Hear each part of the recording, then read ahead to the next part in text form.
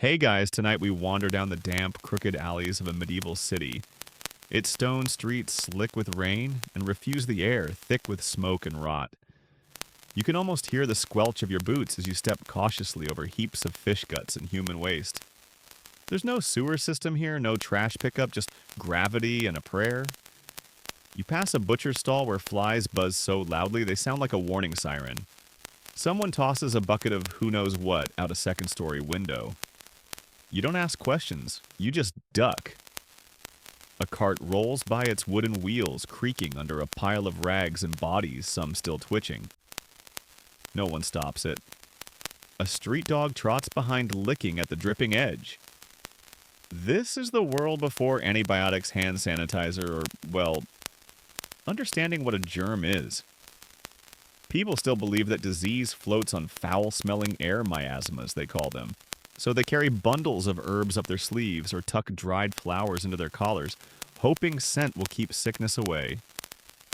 You're starting to suspect that's wishful thinking. And yes, you probably won't survive this. So before you get comfortable, take a moment to like the video and subscribe, but only if you genuinely enjoy what I do here. And hey, leave a comment with your city and what time it is where you are. Let's see who's drifting off with us tonight. Now dim the lights, maybe turn on a fan for that soft background hum, and let's ease into tonight's journey together. As you move deeper into the city, the buildings seem to lean toward you. Timber frames, creaking windows shut tight. There's a hum beneath it all, not quite music, not quite language. It's the sound of 1,000 illnesses waiting to be named. You pause at a market square, stalls overflow with wilted vegetables, spoiled meat, and the occasional sack of grain infested with something that definitely has legs. A baker slaps dough into a wooden oven, wiping his hands on his apron, a gesture more habitual than hygienic. You notice the flour he uses isn't exactly snow white. That's because medieval flour often includes crushed stone particles thanks to rough mill stones. You guessed it, every bite of bread grinds your teeth a little closer to powder. Surprise dental care wasn't exactly trending. Across the way, a woman hawks herbal remedies. She's got bundles of sage sprigs of lavender and something that smells suspiciously like fermented socks. You hear her whisper to a passerby, "Keeps the plague away, love." No one questions the claim. In a world where death comes without notice, even bad advice sounds like hope. You slip down a side alley drawn by a low cough echoing from the shadows. A man crouches beside a pile of hay, his breath raspy, his eyes glassy.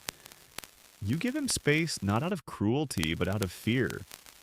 Everyone knows the signs and no one wants to be next. Funny thing, rats are everywhere, but people don't blame them yet. Not the rats, not their fleas. In fact, you might even see kids chasing one for fun, or someone tossing scraps toward a whiskered beggar with a tail. Historians still argue whether the plague's arrival was more due to the rats, the fleas, or the ships that brought both. But here in the moment, the cause doesn't matter. Only the symptoms do. You reach a fountain dry, of course. The water's been diverted for the bishop's bath, or maybe it just never worked to begin with. You sit on its edge, letting the cool stone press into your legs and take in the scene. This is not a city under siege by soldiers, it's under siege by sickness. And the worst part? No one really understands what's happening. There's no CDC, no public health announcements, just rumor, fear, and the occasional town crier screaming about sin and punishment. A group of children plays nearby, their laughter brittle. One of them stops, suddenly rubs her neck, and you see her mother freeze. It's not just a scratch, it's the beginning of something. You feel it too, an invisible tension that drapes the city like fog. You decide to keep moving. You pass an apothecary shop, its shelves stacked with dried lizards, crushed minerals, and suspicious powders. A sign on the door reads, "Open if you dare." Inside, someone's grinding something with great enthusiasm. You think you hear the word cure, but it's hard to tell. The Latin's thick, and the hope's thin. As the sun sets, lanterns flicker to life, not electric of course, but small oil lamps and candles. Their flames stutter in the wind, throwing shadows that dance like ghosts. You realize how quiet things have become. The streets empty out quickly at night. That's when the fevers rise, the coughs echo, and the real nightmares begin. One last thing before you tuck in for the night: don't drink the water. Not unless you like cholera with your dreams. You keep walking the cobbled street, narrowing until it feels like the buildings on either side might collapse onto your shoulders. The air is damp now, not from rain, but from something colder. More ancient sea mist rolling in like a ghost across the medieval harbor. You follow it, drawn by the smell of salt rotting rope and the not-so-gentle perfume of dead fish. Down at the docks, ships creak against the wooden piers, their sails limp and stained, like a bedridden patient's sheets. Sailors shout in strange tongues, trading crates gossip and maybe something worse. You pause by one ship, its flag foreign, its cargo oddly quiet. A few rats scurry down the ropes, flicking their tails like they own the place. You'd laugh, but you already know where this is going. This is how it begins. The year is 1347. A dozen ships from the Black Sea dock in Messina, Sicily. Some say they carried spices and silk. Others say they carried death. When the locals board the ships to greet the merchants, they find a crew half dead, covered in black boils and blood-tinged foam. The survivors are delirious. The dead, well, they're piled like firewood below deck. You watch as dock workers unload the crates anyway, stepping carefully over twisted limbs and half-covered corpses. Because trade, of course, must go on. It always does.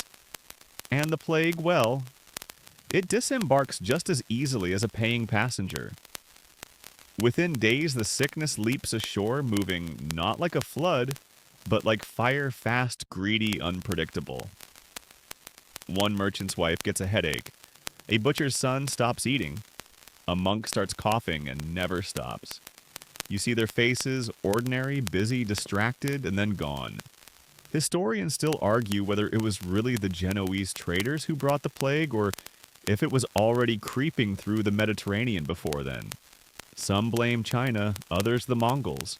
There's even a story about plague-infected corpses being catapulted over city walls during a siege, early biological warfare with a side of irony. But for you here in this shadowed dockside alley, it doesn't really matter. The disease is here.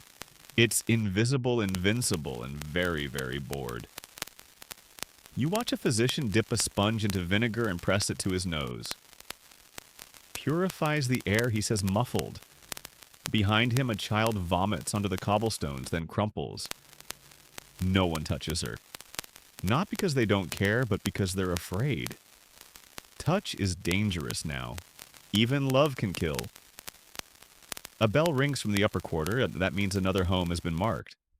A red cross painted on the door, a warning to all plague within. You don't knock. No one does. It spreads faster than anyone imagines. From port cities to inland towns, from noble estates to mud brick hovels. The disease doesn't discriminate. Royalty, peasants, priests, and pickpockets, it takes them all. And you're just trying not to breathe too deeply. You pass a chapel, its stone walls pocked with candle soot. Inside, a priest chants low prayers over a weeping woman. Her husband lies on a pallet nearby, eyes wide, breath shallow. You'd offer comfort, but words feel useless when the coughing never stops. And still, life continues somehow. Bread is baked, horses are shod, even as the cemeteries fill and the grave diggers collapse in the sun. People keep living not out of hope, but out of habit. By now, the city has tried quarantine. Ships are held offshore. Travelers are confined for 40 days 40 giorni, which is where we get the word.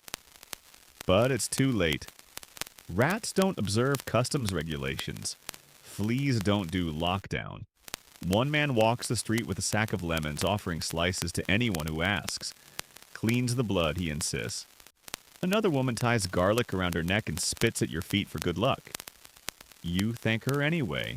You wander into a market square where the stalls are half empty. A few brave vendors still peddle dried beans, cracked wheat, and stale bread. One of them holds a wooden sign that reads, "Uninfected and reasonably clean." That's the sales pitch now. A juggler performs in the corner, desperate for coins. His hands shake. No one claps. Back at the harbor, you find a row of bodies wrapped in linen, lined up like barrels. A man sprinkles quicklime over them and lights a candle. He whispers the Lord's Prayer with such exhaustion you wonder if he even remembers what it means anymore. You feel the weight of silence pressing in again. Not the comforting hush of bedtime, but the hollow quiet of a city that's losing its voice. In some places, they try music flutes and lutes played from rooftops, hoping to charm death away like a snake. In others, they ring bells for every soul that passes. It starts to sound like wind chimes made of grief. The sea laps at the edge of the pier unconcerned.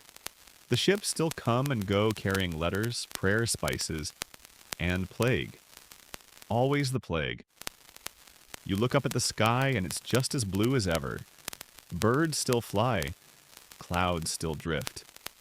It's easy to forget for a moment that half the people you just passed won't be here by next week. But you keep walking, because that's what you do when death becomes ordinary. Your feet ache, but you keep going past the harbor, away from the ships, and into the dense heart of the medieval city. The smell changes here. Less sea, more sickness. It clings to everything: your cloak, your hair, your breath. A sweet metallic tang that says someone nearby is dying. Or already dead. You round a corner and almost trip over a man curled on the ground.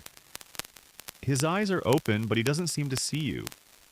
His lips twitch like he's trying to speak, but all you hear is a soft whimper. You step around him, not unkindly, just carefully. It's the boils you notice next. Big ones, ugly. Swollen lumps in his armpits, groin, and neck, pushing up under his skin like they're trying to escape. They look painful enough to make you wince even from a distance. Some have split open weeping black pus, and you realize this is the thing everyone fears. The buboes. It's what gives the Black Death its name. Historians call it bubonic plague for a reason, named after these hard, painful swellings that appear with terrifying speed. They're the clearest sign you're not going to make it. Once the buboes show up, the clock is ticking. Most die within 3 to 5 days. And if that wasn't bad enough, some don't even get that long. You wander into a small, smoky room where a family gathers around a girl no older than 12. She clutches her side and moans. One of her eyes is bloodshot. Her fingers twitch with fever. Her mother wipes her forehead with a rag soaked in rose water, whispering prayers between sobs. The father just stares ahead, unmoving. You wonder how many times he's seen this scene and how many more he'll have to. No one knows what causes the swellings, not really. They think it's bad air or maybe sin. A few whisper that it's punishment from God. Others say it's the devil dancing unseen through the alleys at night. You want to tell them about Yersinia pestis, the bacterium responsible, about fleas and lymph nodes and septic shock. But you're a guest in this time, and spoilers wouldn't help anyway. Still, it's hard not to notice the pattern. It starts with fever, then nausea. Then the swelling's grape-sized at first, then plum-sized, then worse. Then the delirium sets in. You hear a man shout nonsense at the moon. A boy tries to climb a wall he thinks is a ladder. The line between dreams and death thins quickly here. And there's something else. In some unlucky souls, the disease doesn't stay in the lymph nodes. It goes straight for the lungs. That's when it becomes pneumonic plague. And this version doesn't wait for rats or fleas. It spreads person to person. A cough, a sneeze, a breath too close. This one's faster and meaner. You see it in a shopkeeper gasping behind a curtain. His chest rises and falls in jerky bursts. Blood streaks the cloth held to his mouth. He tries to stand, then collapses into his display of apples. A few roll onto the street. No one picks them up. You walk on. Sometimes the disease hits the bloodstream directly. That's called septicemic plague. It's rare but brutally efficient. Victims die within hours sometimes before the swellings even form. You don't see many of them because they don't stay around long enough to be seen. You find a man slumped over a market cart, eyes open, lips blue. He still holds a loaf of bread in his hand. It's barely bitten. The dead pile up fast. There aren't enough carts to carry them or enough gravediggers to bury them, so they're left in streets and homes and alleyways. You spot a young boy trying to drag his mother's body toward the churchyard, tears cutting tracks through the dirt on his cheeks. A passing monk blesses him with a shaky sign of the cross but keeps walking. Historians still argue whether 1/3 or 1/2 of Europe died in the Black Death. But when you're here in it, statistics feel meaningless. One is enough. One mother, one sister, one baker, one stranger with eyes too bright and breath too shallow. You pass by a house with the door thrown wide. Inside, 5 bodies lie on the floor, faces covered with scraps of cloth. A cat weaves through the legs of a toppled chair. No one left to feed it. No one left to care. You start to notice how people avoid each other. Friends turn their faces. Lovers sleep apart.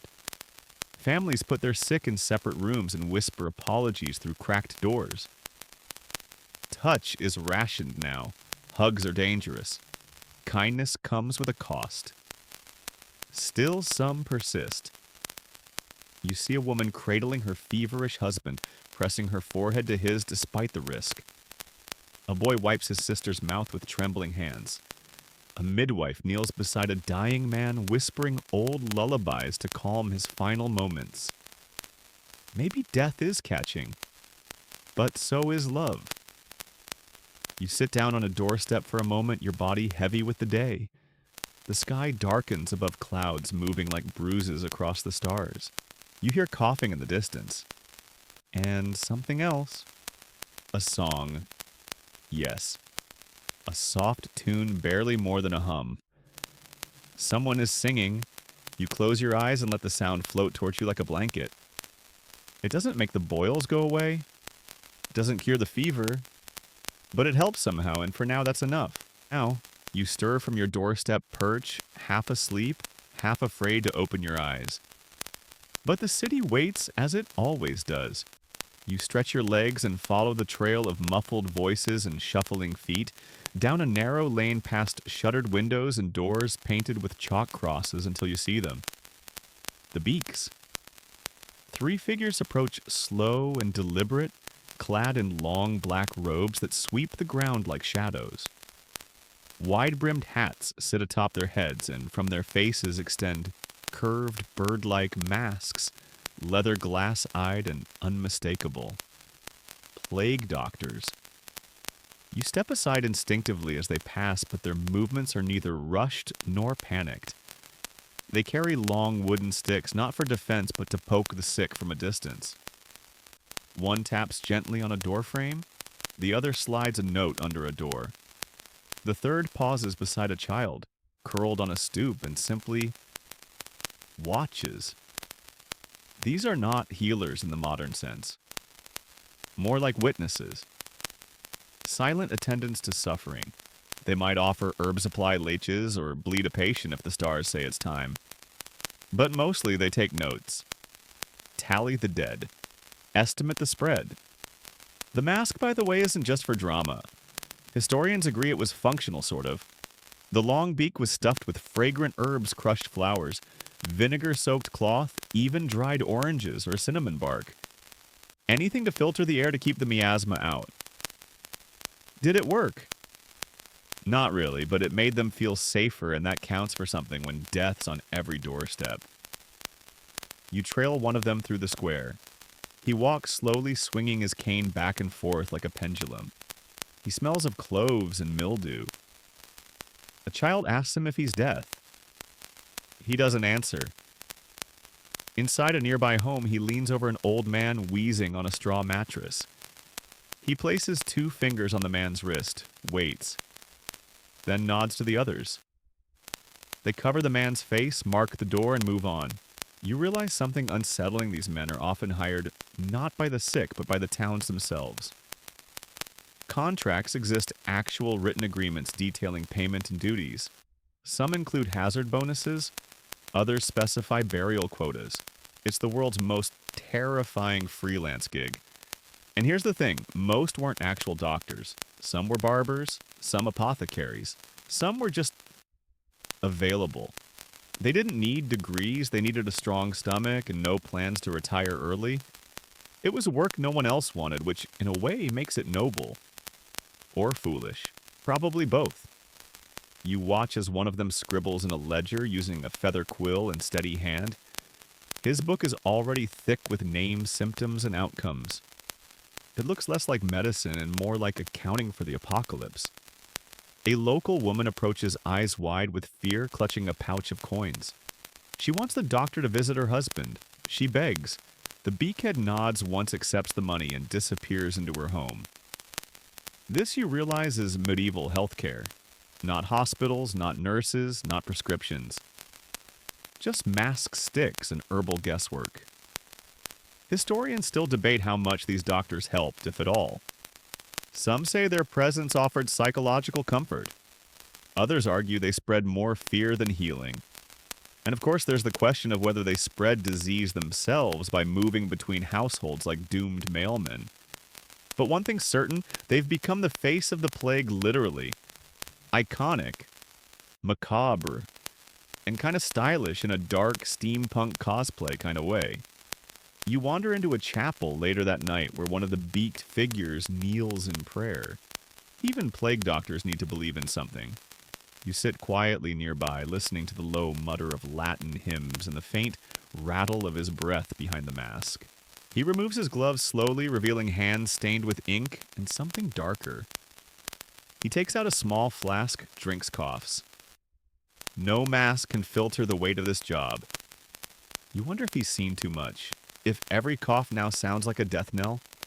If he dreams of buboes and blackened tongues? Or worse, if he doesn't dream at all? Outside, the streets are oddly quiet. The moon hangs like a silver coin over the city, illuminating the path back to your bed. Or whatever counts as a bed in this era. Hay stuffed into a sack, maybe. You pull your cloak tighter, feeling both grateful and strangely haunted. A dog howls in the distance. Someone cries out in sleep, and the soft clack of wooden soles echoes behind you as the beak men continue their rounds, faceless and tireless. You wonder if 1,000 years from now someone walks your streets in a hazmat suit, will they think the same of us? The morning is quieter than it should be. No bird song, no market shouts. Just the low creak of doors opening slowly, hesitantly, like the city itself is waking from a nightmare it can't quite shake. You walk with soft steps through the empty square past overturned carts and melted candle stubs when you hear something strange. Hissing, spitting, a scream. You turn and see a crowd forming, not massive, just enough to draw your curiosity. And there, near the center, a man with wild eyes is shouting and pointing at a woman crouched beside a fountain. She clutches a striped cat to her chest, rocking back and forth, sobbing. The man yells again. She keeps the beast, she breeds them. And just like that, the spell of reason breaks. They rip the cat from her arms and beat it with sticks. You want to look away, but the crowd has already moved on to the woman, to her neighbors, to anyone who seems strange. A widow with herbs hanging in her window. A girl who reads Latin. A midwife who lives alone. Someone mutters the word witch, and suddenly the plague isn't the enemy anymore. People are. You've stumbled into one of the darker turns of the medieval mind when fear curdles into blame. It starts subtly, whispers, raised eyebrows, a sideways glance. And then, all at once, it becomes action. Violence dressed as justice. Grief pretending to be reason. You follow the crowd as it moves like a tide through the alleys, banging on doors, demanding explanations. What's this root for? Why does your cellar smell like sulfur? Why are your children untouched by sickness? Cats are rounded up and slaughtered hundreds, then thousands, because someone somewhere suggested they consort with demons. that their presence invites disease. The irony, of course, is that cats help control rat populations. Fewer cats means more rats. More rats means more fleas. More fleas means more plague. Historians still argue how much this feline genocide contributed to the second wave of the Black Death. But regardless of the numbers, the logic is heartbreakingly clear. When people feel powerless, they reach for control. And that often means picking an enemy, real or imagined. You watch a woman dragged into the town square. She's older, sharp-eyed, with calloused hands and a spine that refuses to bend. She doesn't scream, doesn't plead, just looks each of her accusers in the face like she's memorizing them for later. They burn her house. They burn her herbs. And eventually, they burn her. Not all towns do this, but enough.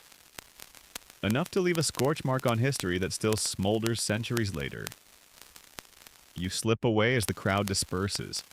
Smoke curls into the morning sky and you can still smell charred lavender on the breeze. It lingers longer than you expect. So does the silence that follows. You pass a boy kneeling beside a basket of dead kittens. He isn't crying, just staring, like something important inside him has gone missing. You want to tell him it wasn't her fault, that witches don't cause plagues, that science isn't sorcery. But again, wrong time, wrong ears. Instead, you sit beside him and offer a scrap of bread from your pocket. He takes it wordlessly, and the two of you share a moment of strange, still companionship. Two souls trying to make sense of a world that's turned upside down. And there's something else you notice underneath the blame, the fires, the fear people are trying. Really trying. They don't have germ theory or microscopes or TikTok doctors yelling about hydration. But they do have instincts, observations, patterns. You spot a note nailed to a door. No cats, no charms. We boil water. We bury quick. You smile at that. It's a start. A few streets over, someone's built a small shrine. Candles, flowers, a silver comb. A sign reads, "For the wise woman of Elm Row. She healed us when she could. Forgive us." Guilt has a way of settling in after the torches go out. The sun is higher now, filtering through dust and smoke, casting golden light on walls and cobbles. You find a bench and sit. Your shadow stretches long behind you. Somewhere a baby cries. Somewhere else a woman sings. And you realize that the world hasn't ended. It's just changed. Again, the plague doesn't bring only death. It brings division, blame, regret. But it also cracks the door open for learning, painful, slow, beautiful learning. In the centuries to come, people will look back and wonder how they could have believed such things. That witches rode through keyholes, that cats conspired with Satan, that illness was a punishment for unboiled milk and unfaithful thoughts. But you've seen it, felt it, walked through it, and you understand that fear doesn't care about reason, it just wants relief. Even if that means setting the world on fire. You leave the smoldering remains of Elm Row behind your footsteps, quiet against the cobblestones, the city still thick with the smell of scorched wood and something sadder. The streets are oddly still again, too still. It's not peace. It's the hush that falls when grief has tired itself out. And then you notice the paintings. They're everywhere. On church walls, on crypt doors, even on the side of an abandoned bakery. Crude figures, stark white bones on black backgrounds. Skeletons dancing, grinning, holding hands with popes and peasants alike. Some wear crowns. Others carry farming tools. One has a lute, another a scythe. The danse macabre. The dance of death. You pass a mural depicting a bishop, arms outstretched in prayer, being led gently away by a skeleton in a robe. Next to them, a pregnant woman clutches her belly eyes wide with fear as death beckons with a crooked finger. The message is brutally clear. No one is spared. Rich or poor, holy or wicked, every dance ends the same. This wasn't just art, it was therapy. Medieval therapy, sure, but still an attempt to make sense of the senseless. To stare into the yawning face of death and say, okay, let's dance then. You sit on the steps of a chapel and watch a small boy trace one of the skeletons with his finger giggling. His mother hushes him, but she smiles too. Maybe in some twisted way, laughing at death makes it less scary. And let's be honest, some of these skeletons are kind of funny. One's doing a little jig. Another is mid-cartwheel, its skull flying off like a loose helmet. Humor slips through the cracks of tragedy like grass through stone. A funeral procession passes you by. Silent except for the creak of the cart and the quiet sniffles of those following. A priest mumbles Latin under his breath, occasionally glancing at the clouds like he's hoping for divine cancellation. The body is wrapped in linen, face covered. You notice the rosary tangled in its fingers and the sprig of rosemary tucked behind one ear. People try. Even in death. Especially in death. A few blocks away you find a wooden platform with a stage. Empty now, but splattered with wax from candles burned during last night's vigil. You imagine the scene: monks in gray robes chanting, actors in skull masks, pretending to be kings and beggars, all dancing slowly in a circle. It's part ritual, part theater, part bedtime story for grown-ups. The idea was simple, but chilling death is the great equalizer. Historians believe the dance of death motif spread like wildfire after the worst years of the plague. And not just in paintings. It showed up in literature songs, even carvings on tombs and crypt doors. A constant reminder that life was short, and the ending, well, predictable. You duck into a small stone church, candlelight flickering against vaulted ceilings. At the far end is another mural, this one older flaking. A skeleton leads a nobleman by the hand, while a line of figures behind them waits their turn. A jester, a child, a nun. No one looks scared, just resigned. You wonder if this comforted people. If seeing death as a dancing partner rather than a monster helped them sleep better at night. Like, sure, he's coming, but at least he's got rhythm. A priest notices you staring and walks over. He's old, kind-eyed, and smells like incense and old paper.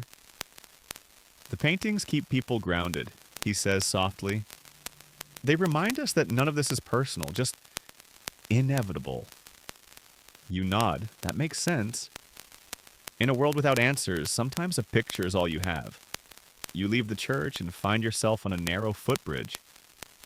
Below, a canal runs sluggishly, water-thick with runoff, and floating bits of things you'd rather not identify. On the wall beside the bridge, someone scrawled a poem in charcoal. Death takes the wise and takes the fool. He dances through the church and school. So hold your breath and count to 3. He'll take you when he's done with me. Cheery stuff. Still, there's something about it that feels honest. Not morbid, just matter of fact. Like a reminder from someone who's already packed their bags. You walk on passing homes marked with black flags, streets half abandoned, and murals of skeletons that smile a little too widely. But beneath it all, you feel a strange kind of peace. Not because things are okay, but because everyone knows they're not.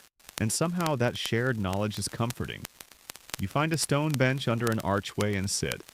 Someone's drawn a chalk skeleton on the wall nearby, waving cheerfully. You wave back because why not? The sun dips low, casting long shadows that stretch like arms across the square. You pull your cloak tighter and close your eyes for a moment. Behind your lids, the bones still dance, waltzing their way through time, reminding everyone they meet to live while they can. You open your eyes again, and for just a second you swear you see one of the skeletons tip its hat to you. Polite, that death. The church bells ring again this time, not for a funeral, but for the lepers. You hear them before you see them, the faint jingle of tiny metal bells, soft and mournful, echoing down the narrow road ahead. It's not music, it's a warning. You follow the sound rounding a bend to find a small procession trudging along the outskirts of town. They walk slowly, heads-covered faces turned down, some leaning on sticks, others barefoot and limping. Each one wears a robe marked with a distinct symbol. a cross sometimes red, sometimes black. And around their necks or sewn to their hoods a small iron bell, just loud enough to say, "Stay away." You don't get close. They are lepers, people afflicted with Hansen's disease, though they wouldn't call it that. To them, it's just the sickness. The one that eats at your skin, numbs your fingers, scars your face, and takes your place in the world. If plague is fast and merciless, leprosy is slow and cruel. You keep your distance watching as they stop near a small wooden shelter on the edge of a meadow. It's part of the leprosarium or leper house, built just far enough outside the city walls to keep the healthy safe and the sick out of sight. One man sits on a stone with his back to you. He removes a tattered glove and you glimpse what's left of his fingers. Not bloody, not grotesque, just gone. Eroded like driftwood. A woman nearby is singing quietly to herself. Her nose is deformed, eyes red from irritation. She catches your gaze and nods, once brief dignified. Then she pulls up her hood and turns away. This disease doesn't kill quickly. That's part of the torment. You live. You watch your body change, your community disappear, your name vanish from the ledgers. It's not just a medical condition, it's exile. And the fear isn't always justified. Historians still argue how contagious medieval leprosy really was. Some claim it required prolonged close contact. Others insist even a handshake was risky. But the truth is, people didn't wait for certainty. They banished, first asked questions later. You notice a priest walking with the group, his robe brown and patched a wooden cross dangling from his neck. He doesn't wear gloves, doesn't carry a stick, just walks among them offering prayers, murmured encouragement, and wants a hug. You pause. That's the first hug you've seen in hours. He gestures for them to sit beneath a tree. Then he kneels and begins washing their feet one by one. The water in his bowl turns gray almost instantly, but he doesn't flinch. Just keeps working, gentle, steady. You don't know his name, but you know his kind. There were many like him quiet heroes of the medieval world. Monks, nuns, priests, and healers who gave their lives not for glory, but for something softer. Mercy. Presence. Not medicine, but companionship. Leper houses weren't all prisons. Some were surprisingly well managed. They had gardens, chapels, even libraries. In a few places, residents received stipends, food, clothing. The lucky ones, anyway. Elsewhere, they were left to starve behind locked gates. It depended on the city, the bishop, the mood of the neighbors. You walk the perimeter of the leprosarium now, passing a small wooden chapel where the shutters rattle gently in the breeze. Someone has carved a verse above the door. Blessed are the unseen. Inside, a few figures sit silently cloaked and hooded. One plucks a lyre, the notes thin and hesitant. Another holds a scrap of parchment, tracing the faded ink with trembling hands. A third simply stares ahead as if waiting for something better than this. You wonder what bedtime is like here. Do they dream of their families? Do they remember what touch feels like? Do they still pray to be cured? Or have they made peace with their slow unraveling? Outside, a young boy leans against a tree, his face smooth, unblemished. Too new to the sickness for visible signs. He catches your eye. I can't feel my toes anymore, he says quietly. Then with a shrug, it's not so bad. The birds still sing, and they do. You hadn't noticed until he said it, but yes, there they are. Sparrows, maybe, or swallows. Flitting between the trees, chirping like nothing's wrong. Like the world isn't falling apart one fingertip at a time. You sit near the boy for a while, watching the sky turn gold with late afternoon light. Someone hands out soup, watery but warm. You accept a bowl and sip. It tastes like herb salt and wood smoke. Not bad considering. As dusk falls, the lepers begin to pray. Not loudly, not theatrically, Just soft, tired voices rising like steam into the sky. Some chant, some weep. One simply hums. You realize you've forgotten your fear. For a moment, they aren't marked or monstrous. They're just people. Wounded, yes, but still here. Still singing. When the final bell rings and they head inside, you stand and brush dust from your cloak. You nod to the priest who nods back, then disappears behind the chapel door. The wind picks up. A leaf tumbles past your feet. And somewhere just over the next hill, the city waits, loud, chaotic, and blind to the quiet dignity you've just witnessed. You walk on. You re-enter the city under a sky the color of old parchment. The bells have stopped. The streets feel heavier now, not just with silence, but with expectation, like something is holding its breath. You step carefully past a butcher shop where flies outnumber the meat. A man hacks at something vaguely animal-shaped with a blade far too rusty to inspire confidence. He doesn't look up, but the boy next to him does wide-eyed, pale, watching your every move as if he knows what comes next. Maybe he does. You keep walking until you reach a stall with faded paint and crooked signage. There's no barber pole, no bright stripes, but this is where you'd go if your head aches, your stomach churns, or your humors are, as they say, unbalanced. Welcome to the barber surgeon's hut. It's not much to look at, just a wooden shack with a canvas flap for a door. Inside it smells like wine iron and something else. Something sticky. A man leans over a client in a chair, one hand holding a blade, the other steadying the patient's wrist over a bowl. Blood trickles down the forearm and pools in a swirl of crimson and foam. The patient looks woozy.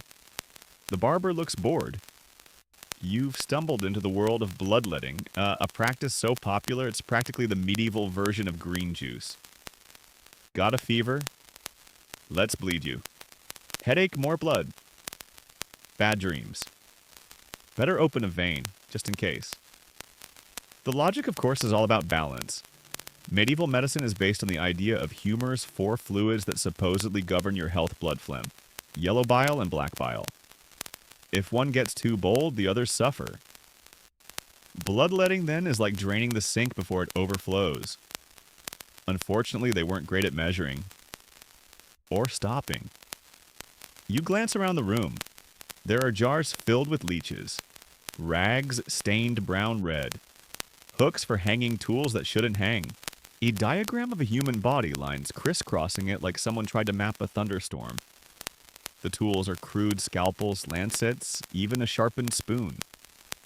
Some look like they belong in a kitchen, others a dungeon. And yes, your doctor is also your barber. He'll give you a trim pull, your tooth lance your boil, and shave your chin, all in one visit. Talk about efficiency. A man walks in, cradling his side. He looks pale, sweaty. The barber doesn't ask many questions. He simply nods gestures to the chair and opens a fresh cloth. The patient doesn't flinch as the blade bites into his arm. He just stares at the ceiling like he's already halfway gone. You wonder if this will help. Historians still debate how effective bloodletting ever was. Maybe it reduced fevers by chance. Maybe people just fainted from blood loss and mistook unconsciousness for relief. Either way, the practice lasted centuries, even into the 19th. You take a cautious step back, and your heel bumps into something on the floor. A wooden bowl. It's full. You don't want to know what it's full of. In the corner, a younger assistant crushes herbs with a pestle. You catch the smell of rosemary, mint, maybe lavender. To mask the stink, he mumbles. Doesn't really help. You nod. He's not wrong. There's another patient lying on a table nearby, covered in leeches. Tiny, shiny, wiggling leeches. They draw out the poison, the assistant explains without looking up. And sometimes they don't even fall off till morning. You decide not to stay till morning. Back outside, you draw in a breath that feels only marginally cleaner. A young woman sits on a stoop holding a cloth to her arm. Blood seeps through it in neat dots. She looks dizzy but grateful. He said, "I'll be better by Sunday," she says. You wish her luck. A man selling wine down the street offers you a cup. To replace what they took, he says with a wink. You decline. You're not sure what's in the cup or the wine. Further down the lane, you hear someone vomiting behind a cart. Not from illness, you think. From blood loss. Another victory for the blade. Still, there's a strange comfort in the order of it all. As chaotic as this era is, there's always a method, a ritual. Even if the logic is deeply flawed, but the intention, well, it's not evil. It's just desperate. You pause beside a faded sign etched into the wall of a house. It reads, "A cut today saves a coffin tomorrow." Beneath it, a crimson handprint.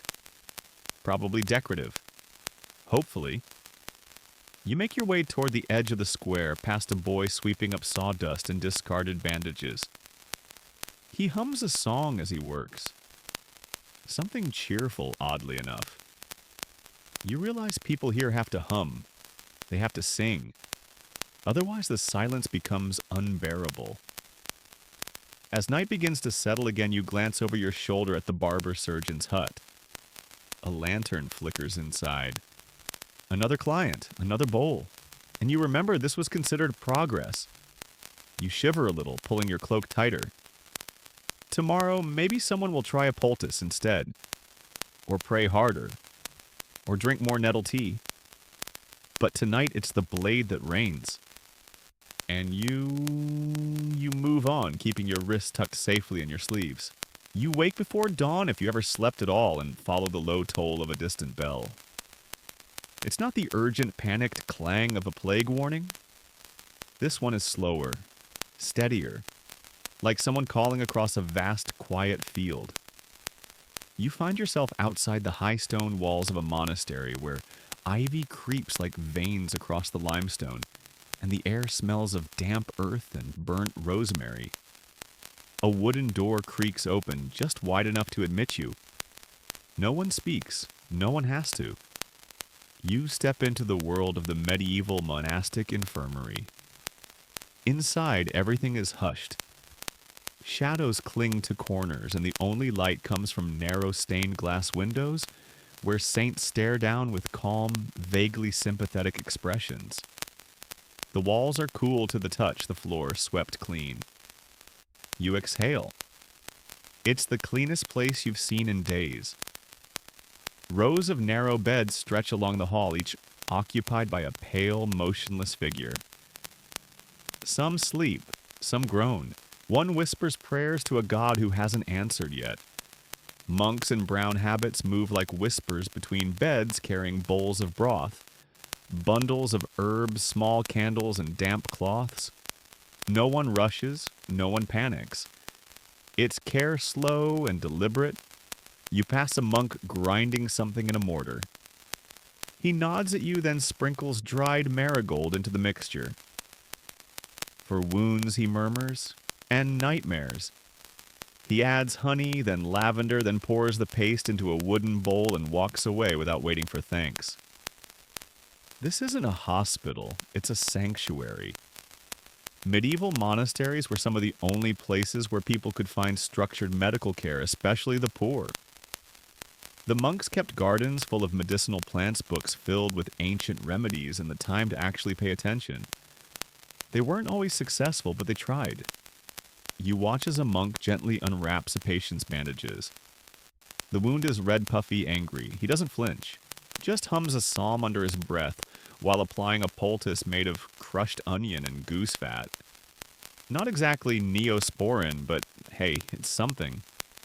Historians still argue whether these early treatments were based on true observation or religious guesswork. Some monks kept detailed journals noting which herbs helped which symptoms. Others trusted visions, dreams, or biblical metaphors. There wasn't a clear line between science and faith. Everything was sacred, and sometimes sacred meant speculative. You spot a shelf near the infirmary's edge stacked with jars and wrapped scrolls. Some are labeled in Latin, others Greek, There's salvia for the nerves, ruta for the eyes, fennel for digestion. The handwriting is careful, reverent.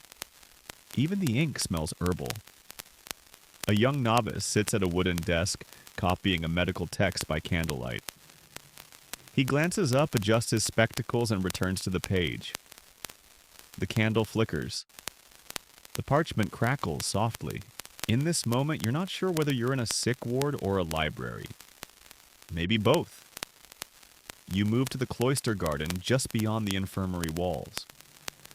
The sun is rising now, pale and gentle, casting gold across the dew-kissed leaves. The garden is tidy, lush, fragrant. You can smell mint chamomile hyssop. A monk is already tending the beds, plucking weeds with hands so calm they could be sculpted. God gave us the cure before the disease, he says, without looking up. You want to ask if that includes the plague, but you stay quiet. A stone basin bubbles with clear water from an underground spring. You dip your hands in, and it's cold and clean. A small blessing. Not every village has a place like this. Many monasteries are overwhelmed, turning people away, running out of herbs and patience. But this one today at least holds. You return to the infirmary and sit by an older man with a rosary wrapped around his wrist. He's not praying, just watching the ceiling beams. The monks sing when someone dies, he tells you softly. It helps them find their way. You nod. He smiles faintly.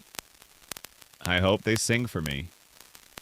The singing begins not long after. It's not loud or mournful. It's steady, gentle.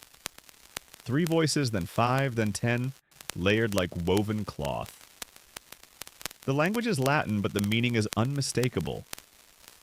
Go in peace, you're not alone. The monks gather around one of the beds, hands folded. A candle is extinguished, a curtain drawn, and then they move on. No wailing, no drama, just the rhythm of care continuing. You pass a scriptorium on your way out. Through the open door, you see a monk painting a tiny illustration, a plant with blue petals and curling leaves.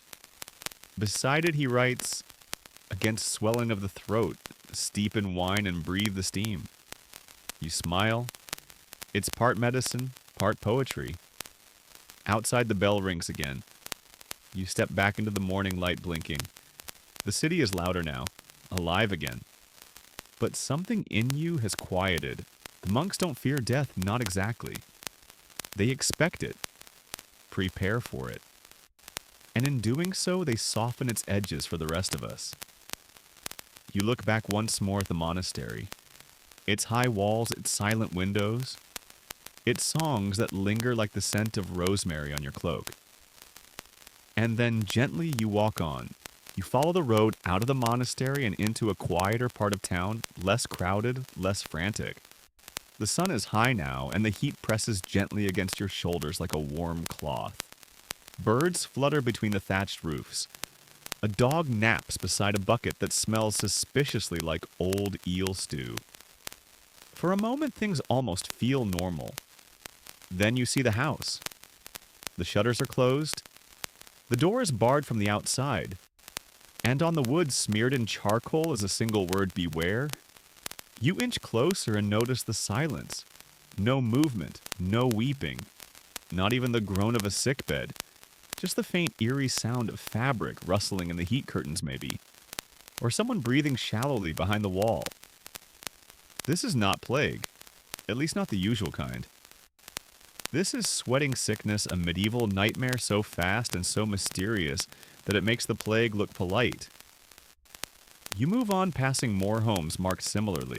Some bear crosses, others just crude drawings of a man curled up shivering. A few have been abandoned entirely, doors hanging off their hinges, household items strewn like breadcrumbs. Sweating sickness, Suitor Anglicus, as it was later called, first appeared in England in the late 15th century, and returned in terrifying waves. It didn't behave like other diseases. No boils, no coughing, no spots. Just this sudden onset of intense chills, overwhelming sweat, crushing fatigue, and death within hours. Hours. Imagine going to bed healthy and being buried by nightfall.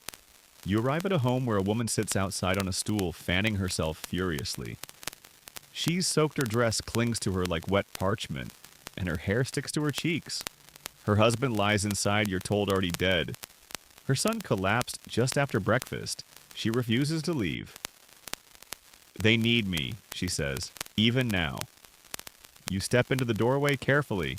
The smell is strange, not foul like plague or rot, but sharp, metallic, humid, like a greenhouse left sealed too long. Inside, a body lies under a thin sheet. The sweat has soaked through. A candle flickers on the table, melted almost flat, like it tried to stay awake through the whole thing and failed. There's no cure, no known cause. Historians still argue whether it was a virus, a bacterial infection, or even a form of hantavirus linked to rodents. But at the time, people didn't care about taxonomy. They just knew it killed fast and often without mercy.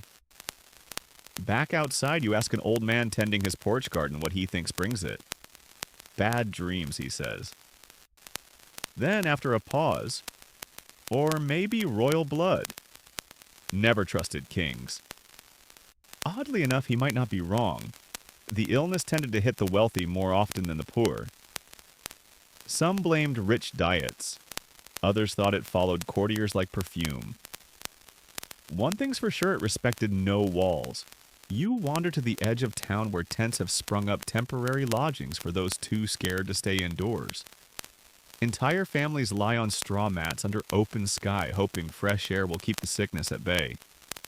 One woman douses her head in a bucket every half hour. To trick the sweat, she says. Make it think I'm already wet. That's the level of desperation we're at, outsmarting your own sweat.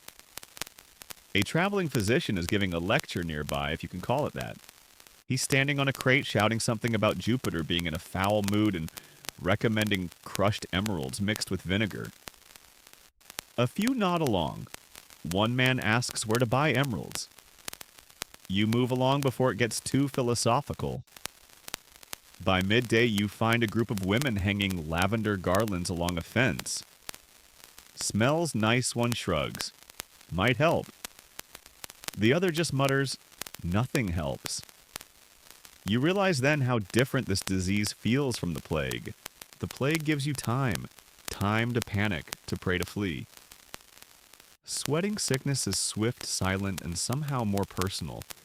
It doesn't announce itself. It slips in like a thought, and then gone. You sit under a tree watching the breeze stir the grass, watching the way people keep checking their foreheads, pressing their palms to their necks, asking each other quietly, "Do I feel warm to you?" Every cough, every shiver becomes a threat. And yet life continues. A boy plays with a stick and hoop, laughing too loudly. A baker offers half-price loaves, shouting cheerful slogans no one believes. A cat leaps from rooftop to rooftop like it hasn't read the headlines. You smile despite yourself. Even here, people try to maintain normalcy, not because they're brave, but because they have no other choice. You get up and walk again, passing a tavern where someone sings a song about a sweating duke who danced himself to death. You think it's meant to be funny, but no one laughs. Still, the singing continues. You reach a hill overlooking the town where laundry flaps on lines and the chimneys puff smoke like everything's fine.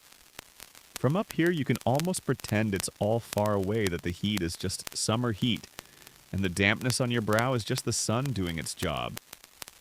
You close your eyes just for a moment and listen. Birds, wind, distant bells, and something else, the soft, invisible sound of a sickness that doesn't want to be seen. You descend the hill. Slowly, the grass cooled beneath your boots.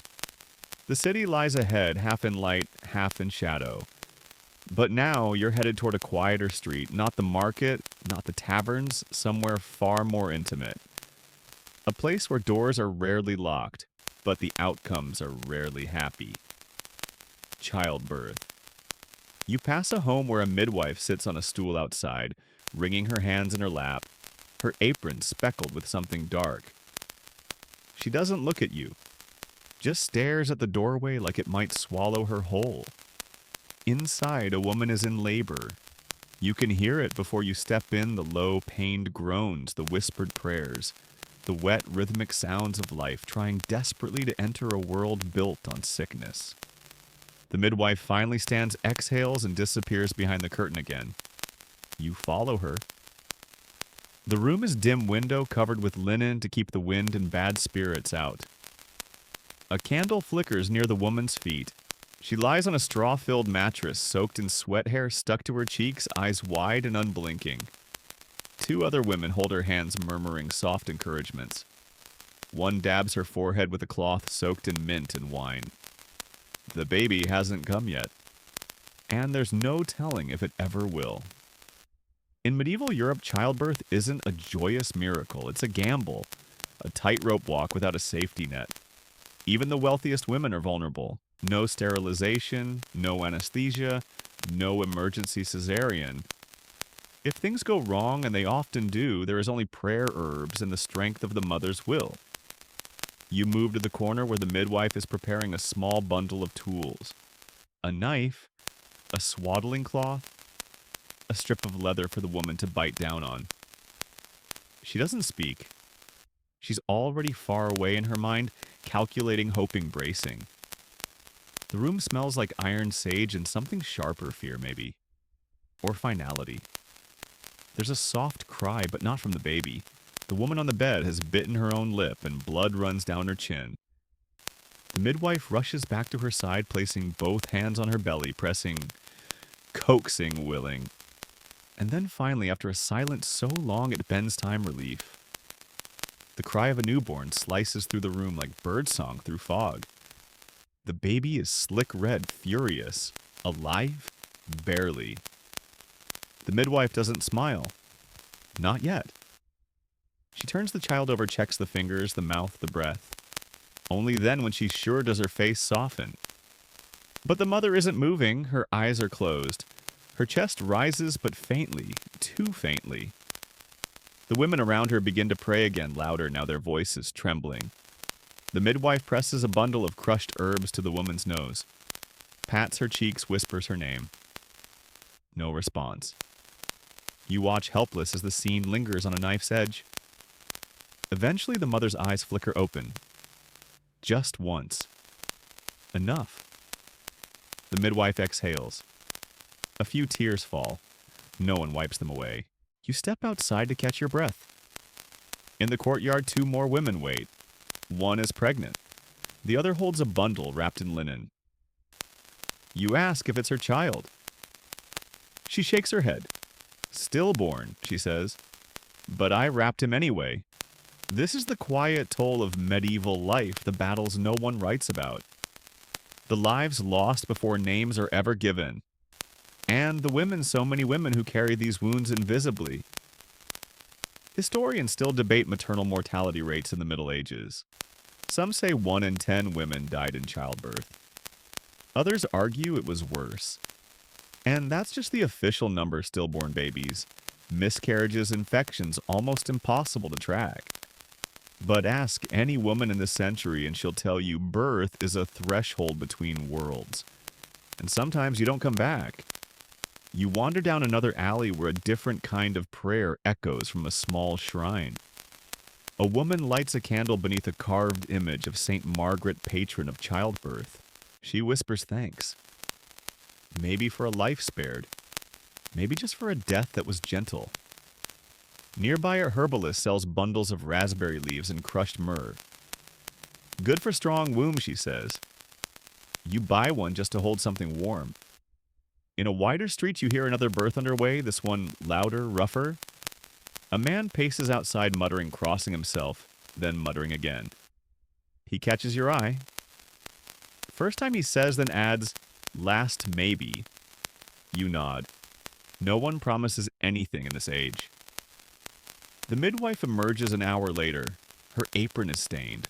Her eyes are unreadable. She shakes her head. The man doesn't speak. He just kneels on the dirt, silent. You sit nearby and let the moment breathe. Because in this century, death doesn't knock. It enters with the living. It waits behind birth like a quiet midwife of its own. You learn to accept that, or at least pretend to. As dusk creeps in, you hear lullabies in different languages, some in Latin, some in song, some in hums passed down from mother to daughter. Even in the risk, even in the blood and grief, there's tenderness. A baby cries, another laughs. A woman rocks herself empty arms wrapped around her own waist. You rise and move on, carrying those sounds with you, because here life and death sleep in the same cradle. Night falls gently like a cloak being draped over the city's shoulders. You wander the narrow streets again this time, following a different scent. Something sweet and heavy like flowers left too long in the sun. You wrinkle your nose. It's not rot, not sickness. It's perfume. You follow the smell to a house with open shutters and embroidered curtains. A man leans against the doorway dressed in deep purple velvet. His fingers glitter with rings. His boots are spotless. He smiles when he sees you. Looking for elegance, he says with a wink. You found it. You haven't. Not really. You found the home of a nobleman, one of the city's elite. And if you thought wealth offered protection from disease, you're about to be thoroughly and fragrantly disappointed. Inside, it's opulent. Tapestries, silk pillows, carved furniture, and gold-trimmed candle holders. But underneath the luxury is a scent not even roses can hide the sour edge of infection, the breathless hush of dread. Because behind the glamour, nobility dies too. The nobleman's daughter lies in bed, fanning herself weakly. Her lips are pale. Her neck is stiff. A servant whispers about a swelling near her collarbone. We've sent for a physician, she adds, though her tone suggests she already knows it won't help. You sit nearby watching the mother dab perfume on her daughter's wrists. Not for beauty, no one here cares about beauty anymore, but to mask the smell. Perfume was often the medieval answer to illness. If you smelled good, you were probably safe.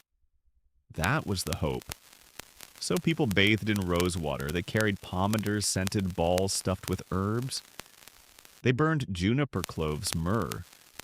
Some even wore perfumed gloves or filled hollowed-out canes with spices to sniff discreetly while walking. All in the name of avoiding bad air. Historians still argue how much of this was placebo versus practical. After all, some of those herbs do have mild antimicrobial properties. But when death knocks, you don't really care about peer-reviewed studies. You grab the nearest rosemary sprig and pray. You're invited to dinner oddly enough and you accept out of curiosity. The dining hall is dim with tall candelabras casting flickering shadows across a table groaning with food. Roast game soft cheese pears poached in wine, and of course a bowl of heavily perfumed hand-washing water passed around with polite indifference. Everyone smells elaborate. One man reeks of violet powder. A woman across the table has hair that smells like cinnamon and ash. A boy sneezes twice into his elbow. His mother dabs his forehead with rose oil and then continues eating. You nibble at bread. It's stale but safe. The conversation is oddly cheerful. They talk of poetry, falconry, silk imports. Not once does anyone mention the swollen feet of the steward who hasn't been seen in days, or the maid who collapsed last week with sweat running down her spine. These people live on the edge of denial, teetering stylishly. You step into the latrine hall after dinner and nearly choke. The perfume has given up. Behind closed doors, the truth wins. Chamber pots overflow. The rushes meant to absorb waste are themselves in need of salvation. There's no plumbing, just privacy and a lot of lavender. Back in the main hall, someone plays the lute while others sip wine laced with saffron. The lady of the house speaks about cleansing the air by burning herbs in every room. We rotate them, she says proudly. Sage time, then bay leaf. Keeps the humors in check. You nod politely, resisting the urge to point out the open rat hole near the fireplace. A servant brings in fresh pomander's metal spheres filled with cloves, ambergris, or civet musk. Some of them smell almost offensive in their intensity. One boy clutches his like a holy relic. Another sneezes. And just like that, the mood shifts. The nobleman stands abruptly. He's tired, he says of the boy. Just tired. But the way his eyes dart around the room suggests he's measuring exits, assessing risk, deciding who gets isolated and who gets blamed. Later, you pass a maid quietly burning her mistress's linens in the courtyard. She mutters a rhyme under her breath. If it stinks, it sinks. If it's sweet, it cheats. You're not sure what that means, but it's oddly poetic. You climb the stairs to an upper corridor where portraits stare down at you with eyes long emptied of life. One nobleman painted mid-snarl, another clutching a rose, a young woman with a black veil. You wonder if they too once thought perfume could outlast plague. You reach a small parlor where a young noblewoman reads aloud from a book of cures. Mix saffron and egg yolk, rub upon the brow. She laughs. I'd rather just die pretty. She's not joking. Here the goal isn't always survival, it's dignity. Decay hidden under velvet. Pain softened by poetry. They want to pass gently, sweet-smelling and stylish. You sit by the fire for a while, breathing in the thick scent of burning herbs. Your clothes now smell like lilies and smoke. Your hair like clove oil. You're unsure if this is comfort or camouflage. Outside, the city groans. Somewhere a bell rings. Somewhere else a dog howls. Inside, the candle flames flicker and the air smells expensive. But disease is indifferent. It comes for the poor in their straw beds and the rich in their silk robes. It doesn't care if your sleeves are perfumed or if your prayers are in Latin. It only cares that you breathe. You wake to bells again, lighter this time, more festive than fearful. You follow the sound to a winding street lined with garlands and curious faces peeking from behind half-shuttered windows. There's a crowd forming around the town square. A hush falls. Then, like a miracle wrapped in ceremony, the king arrives. Well, a king. He's not on a throne and there's no army behind him. Just a retinue of anxious officials and a nervous priest with a golden cross. The king moves slowly through the crowd draped in thick robes, hands. Gloved eyes soft with a practiced kindness. You've seen people kneel before him, yes. But today they reach for him. Because today the king is here to perform a miracle. Welcome to the ritual of the royal touch. In medieval belief, certain kings, especially in England and France, were thought to have been divinely gifted with healing power. And not just metaphorically, literal healing. The kind that draws hundreds of sick to wait in muddy lines just for the chance at a blessing. The ailment most associated with this ritual is scrofula, or the king's evil, a form of tuberculosis that causes swollen lymph nodes in the neck. Boils, swellings, oozing, sores. Lovely stuff. And for centuries, it was believed that one touch from the king's hand could cure it. You step into the crowd and watch as the sick file forward. One by one, they kneel before the monarch heads, bowed necks exposed. Some can barely lift their chins. Others clutch children who sleep limp in their arms. The king places his hand gently on the swellings, mutters a prayer or a practiced phrase, and moves on. An assistant hands each patient a coin called an angel. It's part talisman, part receipt. A man next to you whispers, "It's not just a cure, it's hope." You nod. Hope can be contagious too. Historians still debate whether anyone was ever actually cured this way. Maybe the ritual triggered something psychosomatic. Maybe some had a simple infection, not tuberculosis. Or maybe it was never about the healing, it was about the feeling. You move closer to see more clearly. A mother brings her teenage daughter forward, trembling. The girl's face is pale, the lump on her throat angry and red. The king touches it gently, then whispers something you can't hear. The girl opens her eyes wider, her lips part. For a moment, just a heartbeat, she smiles. That's all they need. The ceremony continues for hours. The king's hands grow tired, his eyes droop, his voice hoarsens. But still he touches Bless's hands out coins. This is part medicine, part performance, and entirely exhausting. You glance around and see how everyone's watching, studying his every move. Not just the sick, the healthy too. Hoping that proximity to power means protection. One woman tries to touch his cloak as he passes. A guard gently pushes her back. She weeps silently, clinging to her shawl. You wonder what the king thinks of all this. Is he proud? Burdened, terrified, he might catch something. His face betrays nothing. Just the same soft expression, like he's seen this all before and knows how to carry it without flinching. Later in the side chapel, you find a line of people kissing a wooden cross, rubbing it on their sores, whispering fragments of psalms. Some clutch their angel coins like relics. Others press them into wounds, believing the heat of the king's touch still lingers. A monk nearby offers a bowl of vinegar and instructs everyone to wash the sin and keep the skin. It doesn't make much sense, but no one questions it. You sit on a bench and watch as an old man unwraps his neck to examine the boil again. Still swollen, still painful. But he smiles anyway. He touched it, he says. He touched it. The mind is powerful.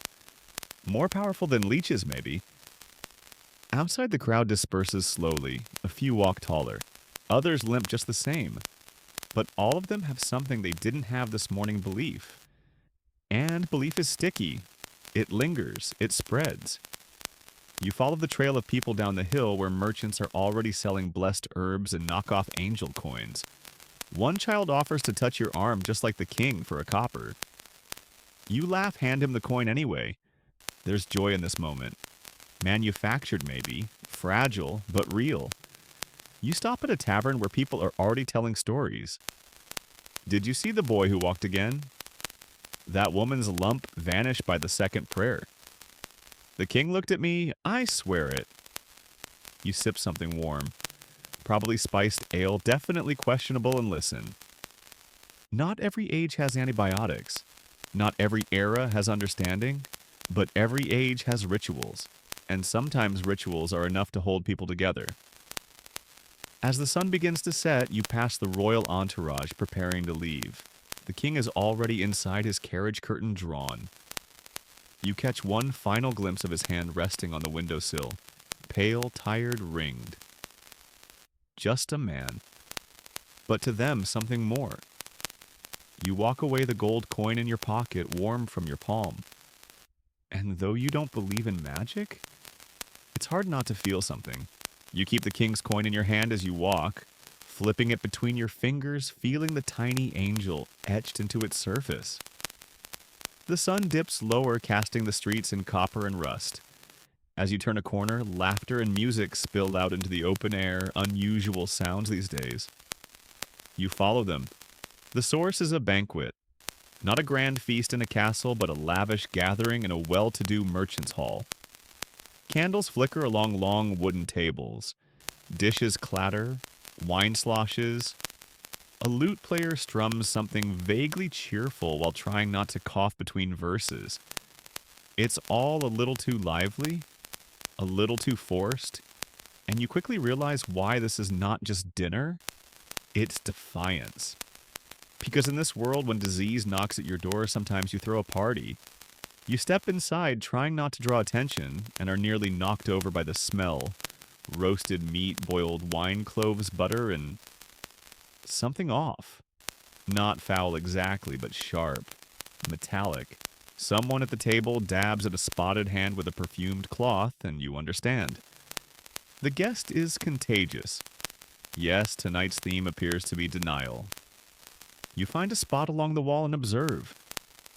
The merchant, broad-shouldered, red-cheeked, eyes too bright, raises a cup. To endurance, he bellows. Everyone drinks. No one questions that half the guests are dabbing sweat from their foreheads and avoiding the shared bread plate. A physician sits quietly near the fire sipping his drink and pretending not to notice a woman scratching at the blotches on her neck. You recognize them. Raised, shiny, sunken in the center. Smallpox. It hasn't hit this town in full yet, but it's making the rounds. It moves slower than plague, but it's just as cruel and leaves a signature. Survivors are rarely unmarked. Scars crisscross the skin like a map of battles fought in silence. One boy at the banquet has clearly survived it. His face is pockmarked, his eyebrows thinned, but he laughs louder than the others maybe because he thinks he's safe now. Maybe he is. Maybe not. Smallpox doesn't just scar the skin, it scars memory. Entire villages have burned their dead, then torn down their homes, too afraid to let the disease linger in walls or linens. You've seen it. Historians estimate that smallpox killed hundreds of millions before it was finally eradicated in the 20th century. But back here in candlelight and linen sleeves, it's still very much a guest at the table. You notice a servant girl trying to keep distance from a coughing noble. She offers him food with tongs and pulls her scarf over her face between tasks. She knows the signs. She's seen what happens when spots appear. She's already marked her escape route. A man beside her drops his goblet, then quickly claims he's just drunk. He's not. The host stands again. This feast, he announces, is to prove that we are not afraid. The crowd claps. You wonder if he believes his own toast. You duck into the kitchen for air. A cook is boiling vinegar and sage together, waving the steam around like it's holy water. Keeps the air clean, she mutters. So they say. Then she coughs. You both pause. She spits into the hearth and keeps stirring. Back in the hall, the dancing begins. Yes, dancing. A group of young men link arms and begin stomping in rhythm. One falls and doesn't get up. The others pretend they didn't see it. He's helped out a side door by two friends who look like they've done this before. It's hard to tell if this is bravery or madness. You lean against a pillar and watch as a woman applies rouge to her cheeks over the faint, purple blooms of fresh sores. Her companion notices but says nothing. They smile. They keep smiling. Maybe that's the only defense they have left. Someone bumps into you, a priest half drunk, waving a half-eaten pear. This is how we win, he slurs. Not with prayers, not with potions, but with parties, he laughs. Then he sneezes. Then he, right into his pear. He takes another bite anyway. You take a step back. By now, the room is thick with smoke, laughter, and tension. The music is faster, harder, almost frantic, like they're trying to drown out the coughs, outdance the fevers. A young woman collapses during a spin. Her partner kneels beside her, whispers her name. She stirs, smiles faintly, and is lifted away. The music doesn't stop. You slip outside into the cool night air. A boy follows you out panting. Too hot, he says. He pulls off his gloves. His fingers are covered in red blisters. He doesn't even look surprised. You sit beside him for a moment. No words, just breathing. Distant music. And the quiet understanding that sometimes pretending everything's fine is the treatment. Later, as you walk away, you hear a new song drifting out from the hall. The words are in French. Something about love or wine or both. You catch only one line clearly. We laugh tonight because tomorrow is shy. You don't look back. The song fades behind you and the night settles in velvet dark and strangely warm. You walk with no real destination, just letting the streets guide you, soft footsteps between shuttered homes and smoke-tinged stars.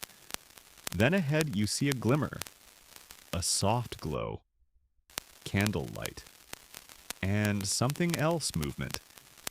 You step closer and find yourself on the outskirts of town again, near a chapel you don't recognize. Its roof is crooked, the bell is cracked. But they're gathered in flickering circles of flame. There are people kneeling shirtless, barefoot, bleeding. They chant. They whip. And you realize what you found. The flagellants have arrived. You've heard whispers of them in taverns, read crude sketches in church records.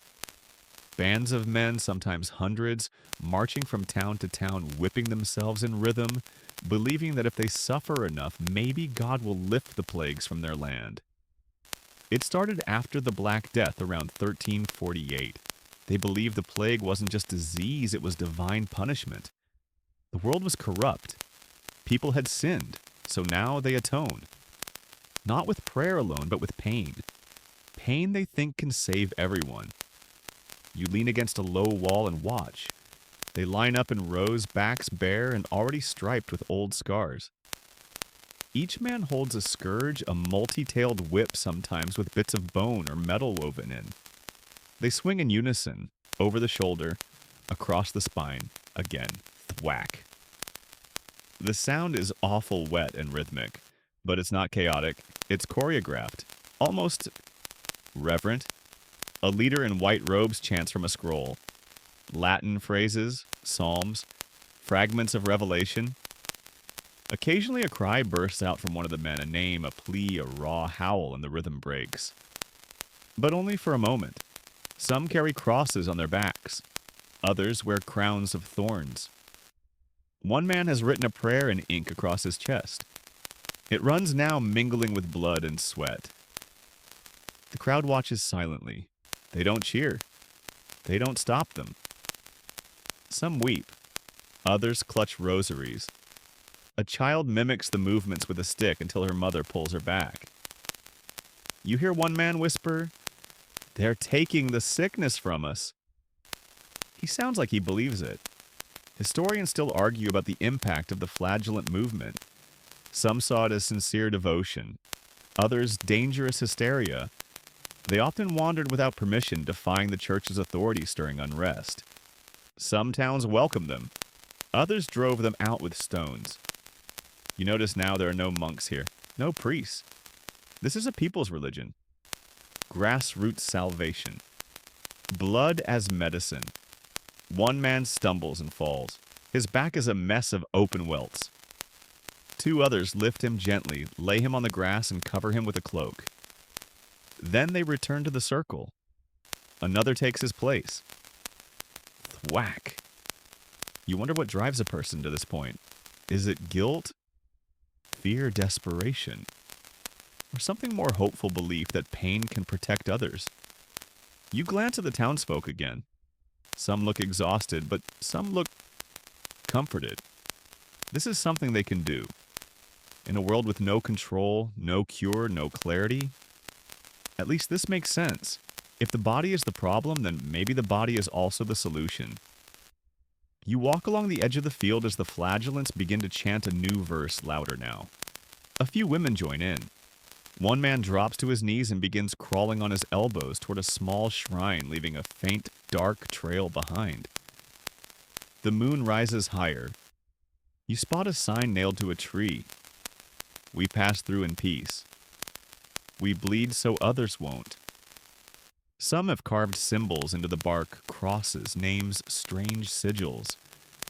It feels ancient and urgent, like something between a ritual and a protest.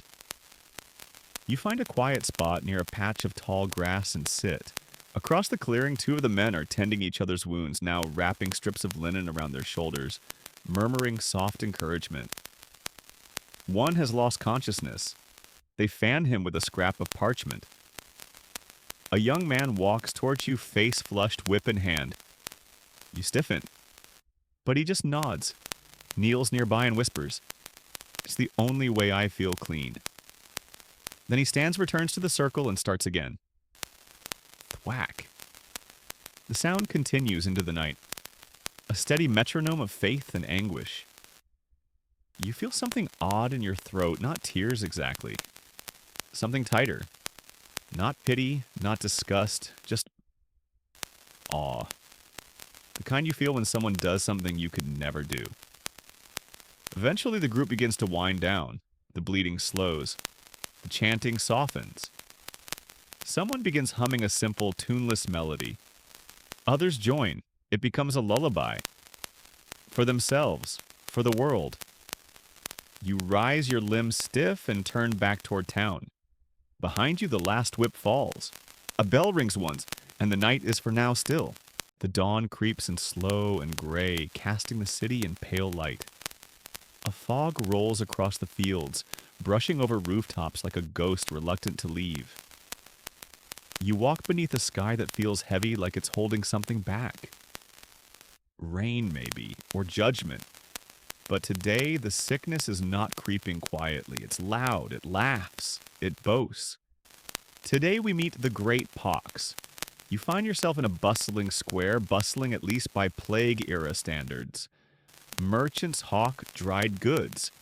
A man sharpens knives in the corner. A couple of young boys race sticks through puddles, their laughter echoing in the damp air.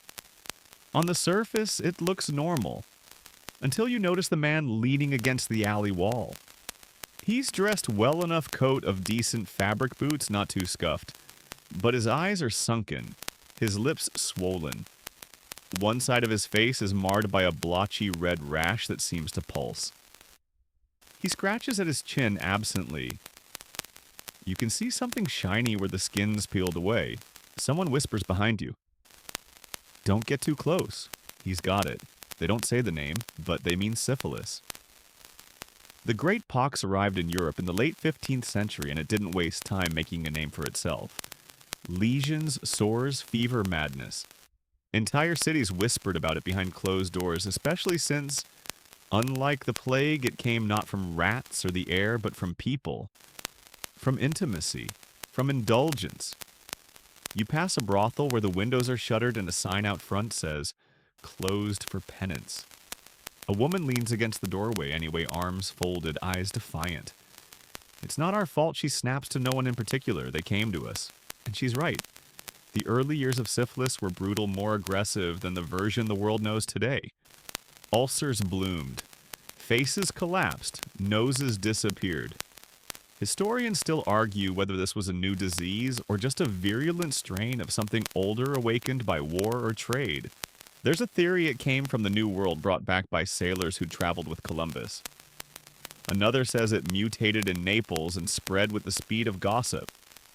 But no one agrees. The only certainty was its cruelty.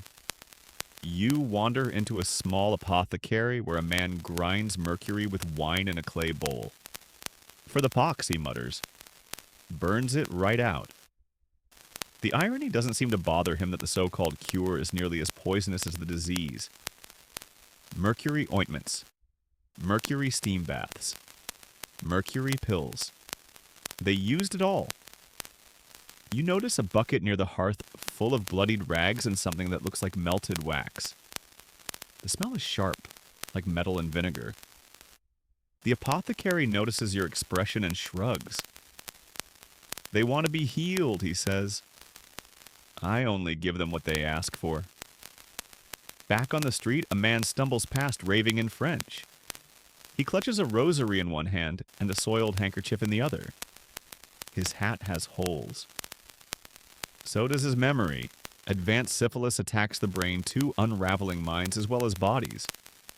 You pass another alley where someone's painted a red crescent on the wall. Below it, a warning. Stay not. This house rots within. It's true. Syphilis was a disease of time. The early signs could pass.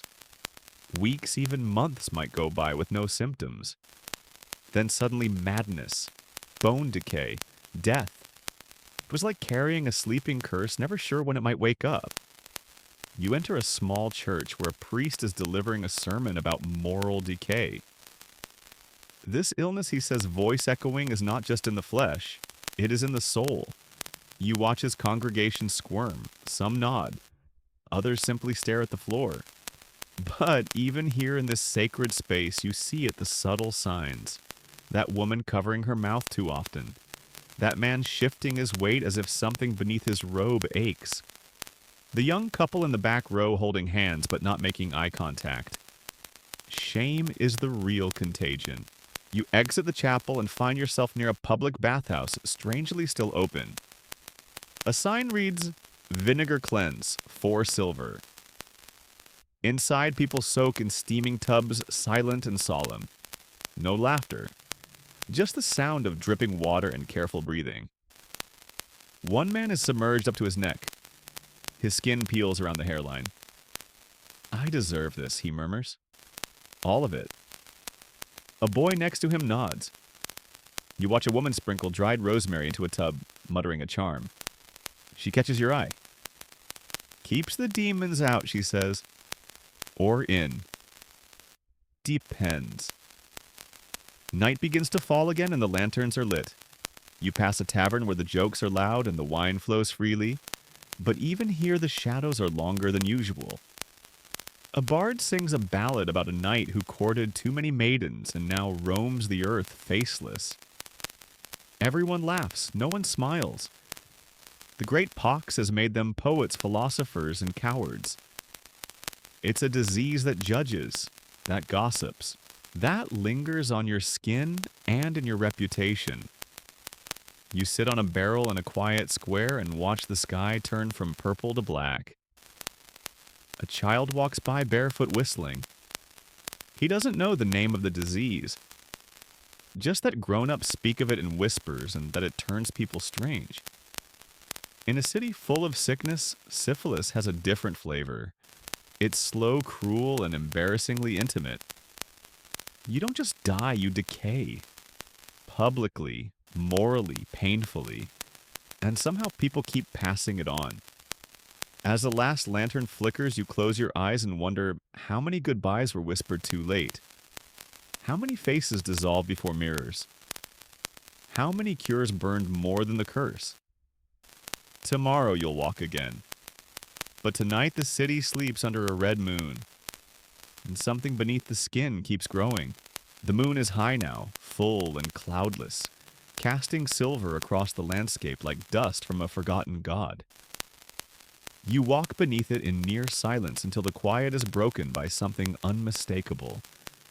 The clanging of pots, the crackle of fires, and somewhere in the distance a scream. You follow the sounds past the eastern gate and into the open fields beyond the city walls. What you find isn't a village. It's a siege camp. Dozens of tense soldiers, cooks, medics, and horses milling about under torchlight, all preparing for a battle that may never come. And yet something has already arrived. Death. Not the sharp, clean kind delivered by sword or arrow. No, this is slow, wet, and ghastly. This is dysentery. You step between the tents, dodging puddles and waste. The ground is thick with mud, excrement, and blood. You cover your nose. Too late. The stench burrows into your skin. You'll smell like this until your next lifetime. A soldier stumbles past, clutching his belly, his legs streaked with something you don't want to describe. He drops to his knees behind a barrel, convulses, then collapses. No one looks surprised. A few glance over. One mutters, "Third one today." It's not glorious, this dying. It's not romantic. No ballads will be written about the warriors who spent their last days squatting behind tents. But this camp fever flux the bloody death. This is the true enemy in war. You duck into a larger tent where the camp medic works under a swaying lantern. He looks up at you through sleep-deprived eyes. "If it's not an arrow, it's the bowels," he says. They come in strong and leave in puddles. His patient writhes on a straw mat. The man's lips are cracked. His breath stinks of rot. His pulse is shallow. The medic pours a thin broth into his mouth, which immediately trickles back out. "We've tried wine vinegar, even ashes," he adds. None of it stays in. Outside, a pile of discarded bandages steams in the cold air. You count at least 3 corpses laid under rough blankets nearby, barely attended to. No prayers, just waiting. Historians estimate that dysentery has killed more soldiers than swords ever did. It turns strong men into hollow husks in a matter of days. And in cramped, dirty siege camps, it spreads like wildfire in dry hay. You step past a cook fire where a large pot of stew bubbles ominously. A young boy stirs it with a stick. You raise an eyebrow. He shrugs. "Better than dying hungry?" You believe him, but only just. In one corner of the camp, a few men attempt a song. It's not a good one. Half the lyrics are slurred. One man forgets the words and hums instead. But they keep singing because what else is there to do? You sit on an overturned bucket beside them. The one nearest you is missing an ear. Boiled it for a dare, he says proudly, as if the story matters more than the scar. You nod. He offers you a piece of hard bread. You decline. Another man lifts his tunic to show you a rash spreading across his belly. Is that the flux? Then he asks. You tell him you're not a physician. Good, he says. I hate physicians. You laugh and so does he until he coughs so hard he vomits. You stand and walk further into the camp. Past the stables. Past the blacksmith's tent where a boy sharpens spears no one will have the strength to throw. You pass a shallow trench where waste collects in slow, awful ripples. It's too close to the water barrels. You want to scream at someone. You don't. They know. Nearby, a priest kneels in the mud, giving last rites to a soldier too weak to lift his head. The prayer is short. The burial will be shorter. There are too many to dig for. Most will be burned. You stop at a tent where a young man writes in a journal. You ask what he's writing. A letter to my wife, he says. She thinks I'm fighting. I don't have the heart to tell her I've barely lifted a blade. He doesn't look sick yet. Just tired. He says goodbye politely, then turns back to his letter lips, moving silently as he reads it over. By midnight, the fires burn lower. The moans soften. The flies grow bolder. You pass a group of soldiers sitting around a makeshift altar. Nothing fancy, just stones and a broken sword stabbed into the earth like a cross. They don't pray aloud, just stare. You sit with them. And for a few minutes, no one moves. Because in the stillness, there's understanding. That not all battles are loud, not all wounds are visible, and not all enemies wear armor. You rise slowly, wiping the mud from your cloak. You leave the siege camp behind, though part of it stays with you.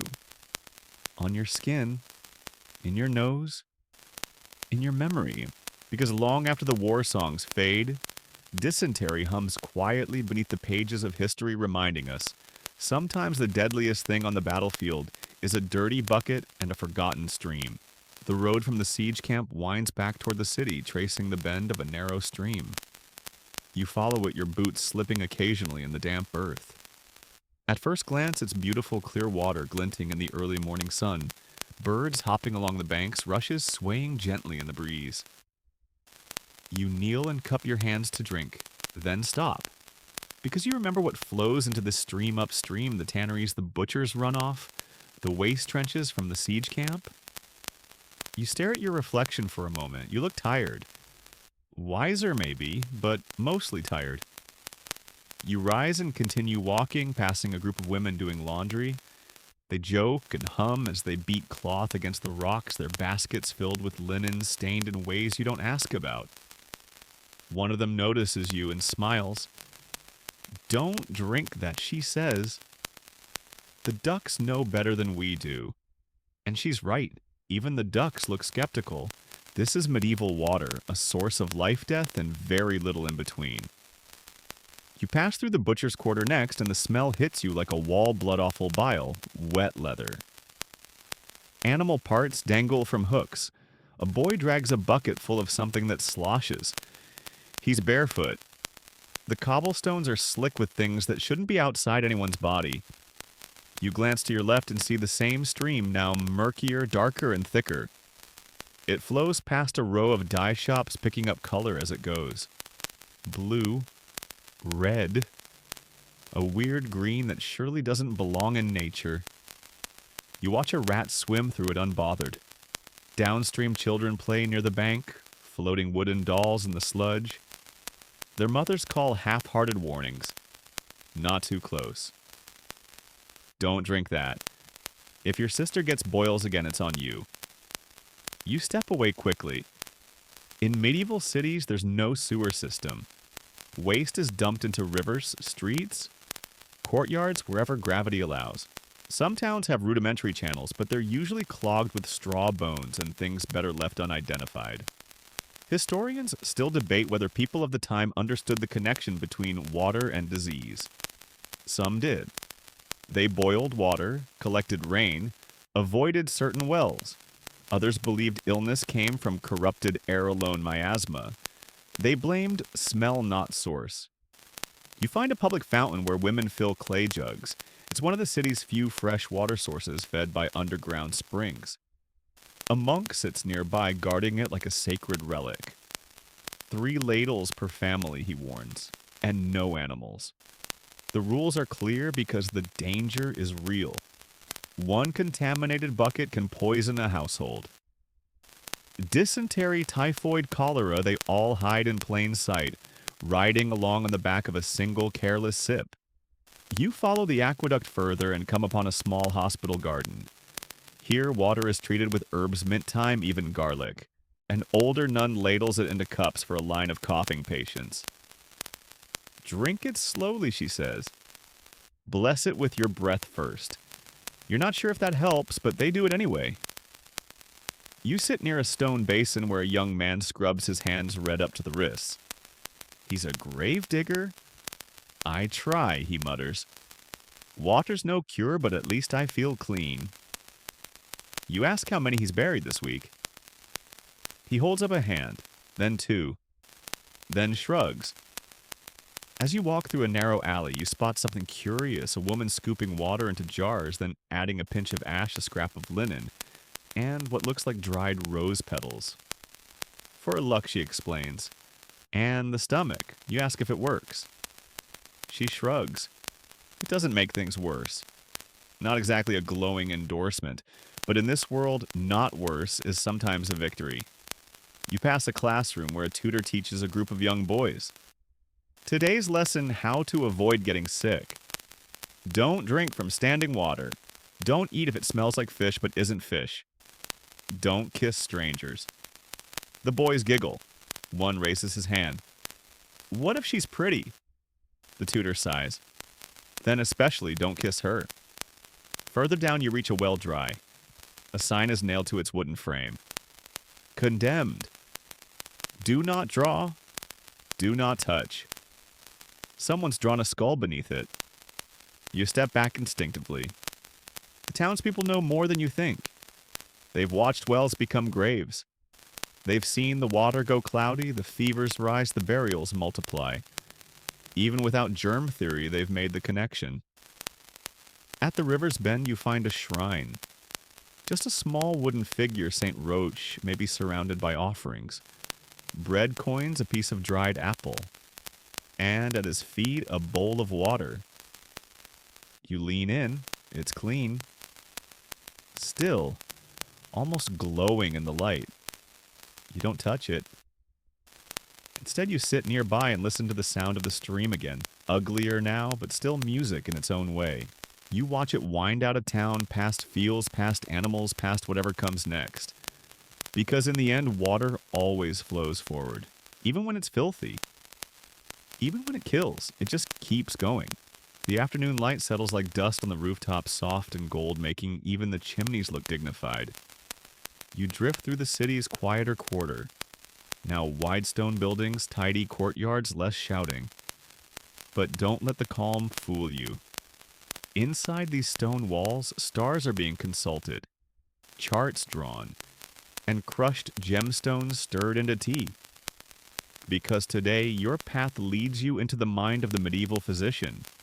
And this one, he treats the plague with astrology. You find him in a tall, narrow house, the kind with more shelves than chairs. The door creaks as you push it open, and you're hit immediately by the scent of candle wax mildew and something sweetly metallic, maybe crushed quartz. Or maybe crushed hope. He greets you with a flourish, robes draped like stage curtains, eyes bloodshot but bright. You've come for answers, he says. I have them. You don't tell him you just came in to sit for a while. He guides you to a stool beside a massive wooden desk cluttered with scrolls. Astrolabes, dried herbs bones, and tiny bottles with Latin labels that either promise salvation or invite vomiting, possibly both. He pulls a parchment toward him and begins asking questions. Your birthday, the exact hour, the position of Mars the last time you sneezed? You make something up. He nods gravely. As I suspected. Venus is in detriment. This, he explains, is why the plague thrives. You raise an eyebrow. He doesn't flinch. He rolls out a chart like a treasure map, pointing to tiny painted symbols that supposedly explain everything from crop failure to boils to why your neighbor keeps screaming at night. In the Middle Ages, astrology wasn't a fringe hobby. It was mainstream science. Doctors, scholars, even kings consulted the stars before making any major decision, especially medical ones. The belief was simple: your body reflected the heavens. As above, so below. This physician leans in. Physician, Mercury governs the lungs. Jupiter rules the liver. And Saturn, he pauses ominously, brings pestilence. You glance toward the window. The sky is clear. Saturn seems awfully smug. He turns back to his desk and begins preparing a treatment for you. Just in case. A powder made from crushed emeralds aligned with Venus ground staghorn and the ashes of a mouse born under a waning moon. You ask what it cures. Moral imbalance, he says. Right. To his credit, he's not entirely off base. He also recommends quarantine cleanliness and not letting blood when the moon is full. It makes the humors rise too fast, he explains, as if you should have known. Historians still debate how seriously medieval doctors believed in astrology versus using it as a language of convenience. But in this room, it feels deadly earnest. The charts are stained, the ink faded. These aren't decorations, they're working tools. You notice a book tucked behind the bottles, De Caelo et Mundo.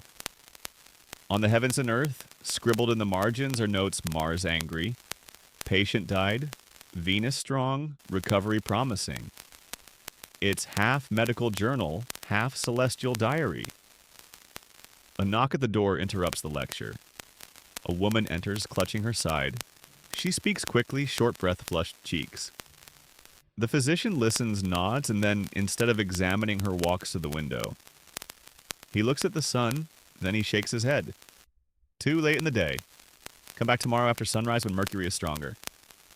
She hesitates, then leaves. Quietly. You ask if he knows she might die. He sighs. Yes, but perhaps she'll die with better timing. You blink. He shrugs. Everything is timing. You decide to wander through his back room, a kind of apothecary meets observatory. On the shelves, powdered sapphire dried scorpion wine, steeped with wormwood jars of moon water. There's even a bottle labeled Tears of a Virgin, which you sincerely hope is metaphorical. He follows you and holds a candle. Some scoff, he says, but everything leaves a trace in the stars, even the smallest cough. You wonder how many people got better just because they were lucky, or young, or resting. And how many believed the stars had saved them when it was simply time or sheer chance.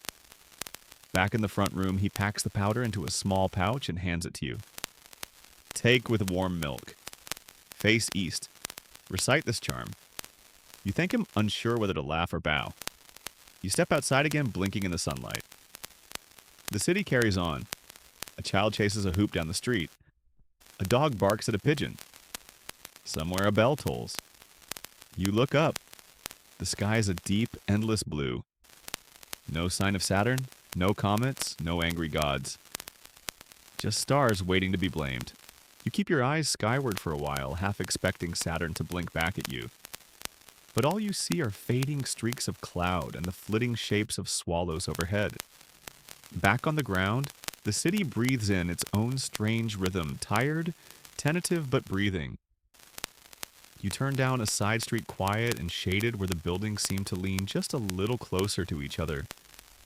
That's when you hear it. A gasp, followed by a low gurgling sound. Then silence. You edge toward the noise, stepping through a half-open doorway, into a narrow home that smells of damp stone and overcooked cabbage. The room is dark, the shutters close tight. You adjust to the gloom slowly, and that's when you see her. A girl, maybe 13, slumped against the wall. Her lips are blue, her hands clutched to her throat, her eyes frozen open. Whatever breath had tried to escape her didn't make it. The mother sobs beside her, rocking back and forth, mumbling something that sounds like the spirit took her. You back away slowly, gently, because this isn't plague. This isn't dysentery or the pox or even the fever from bad water.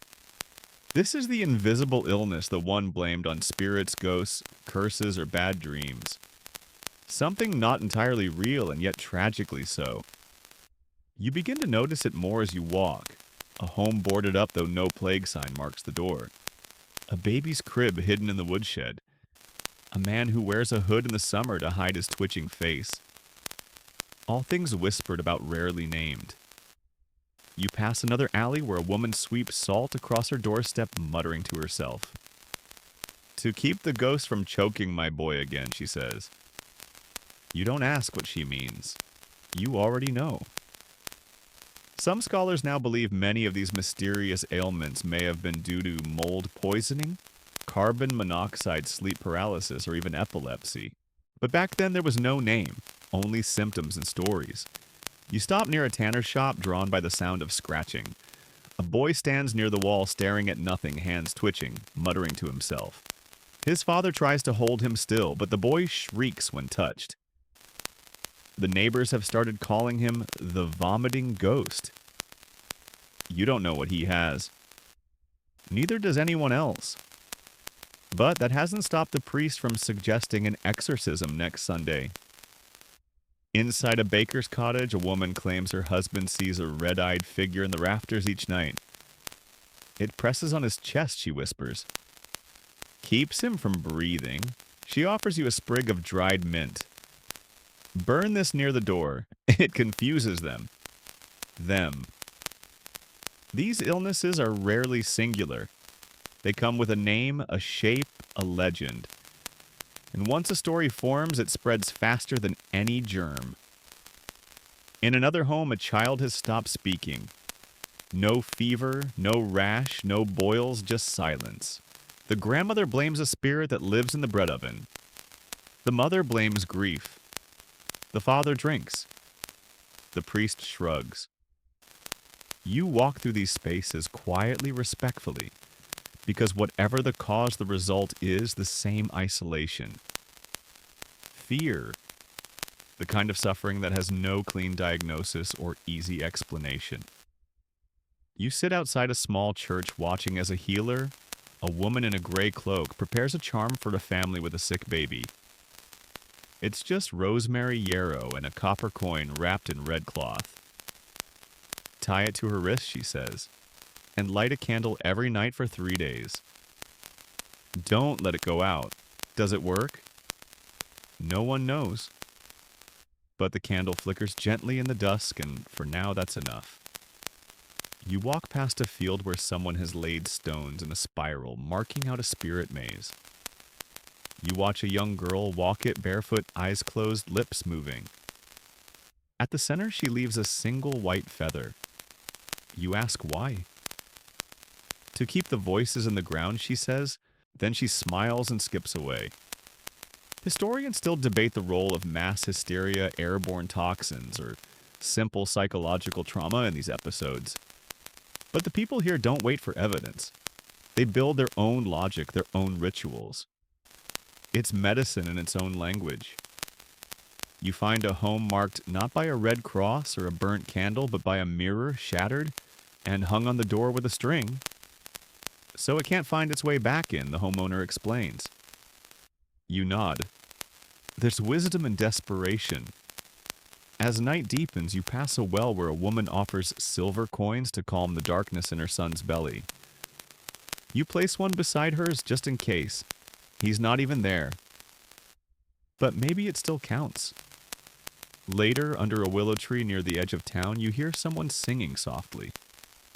You draw closer and find a man lying on his back, hands folded over his chest, eyes closed. He's not sleeping. He's listening. To what you don't know, he opens one eye and says, "They only come when the wind dies." You look around. The wind has in fact stopped. You stay a little longer than usual before heading back into the city, because tonight the ghosts feel real. The next morning something feels off. The air is too still. The birds are quiet. The city's usual coughs and cries and muttered prayers seem to have vanished overnight. You walk quickly, glancing at shutters. Most are closed. The baker hasn't opened. The fountain trickles without laughter nearby. No smoke from the bathhouse chimney. Something's wrong. Then at the edge of the northern gate you find it. A village. Or rather the outline of one. You pass through the open wooden gate into what was clearly once a lively hamlet. Small homes made of daub and wattle. Stone paths worn smooth by generations. A chapel no bigger than a stable. But now everything is abandoned. Not just neglected, emptied. The doors hang open. Windows are unshuttered.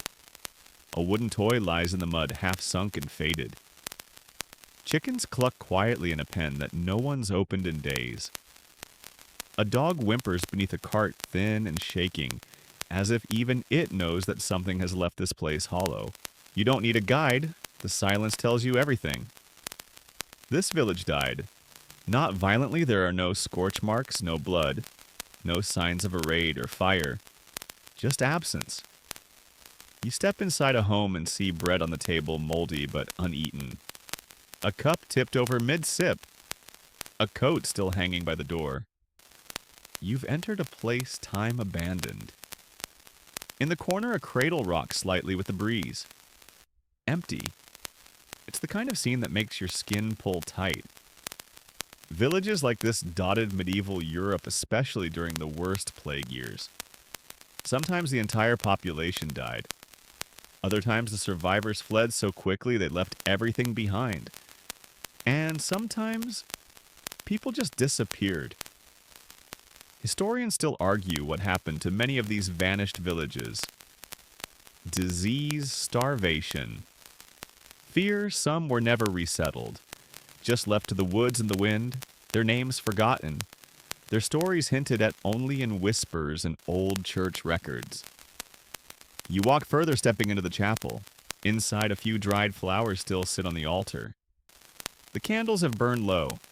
There's a smear of soot on the crucifix, and someone's carved a message into the pew. "We buried 7. Then left. That's it." No signature, no date. Outside, the well is roped off. A crude wooden sign reads, "Poisoned." Whether from sickness or fear of sickness, you're not sure. Either way, you don't go near it. You explore more houses. Each one tells the same story of lives paused mid-motion. A basket half woven, a meal half prepared, a comb resting on a vanity. And in one case, a letter half written in smudged ink. If God is kind, we shall return. They didn't. You pass what must have been the village healer's hut. Jars overturned dried bundles of herbs hanging limp from the rafters. A mortar cracked in two.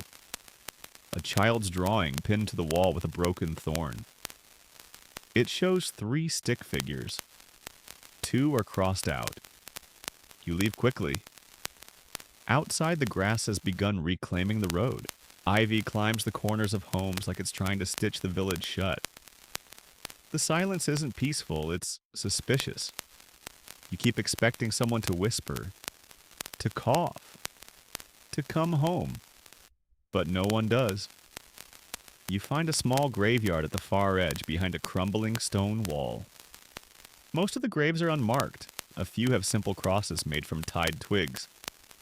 One stone has been etched carefully with a dull blade. My Anna. My boy. My breath. You sit for a moment. You wonder how many villages like this existed. How many stories never made it into books. How many mothers buried children quietly. How many prayers were whispered into the soil with no one left to hear them. The plague didn't just kill people, it erased places. Whole communities blinked out, leaving behind nothing but walls, dust, and the bones of dinner still on the table.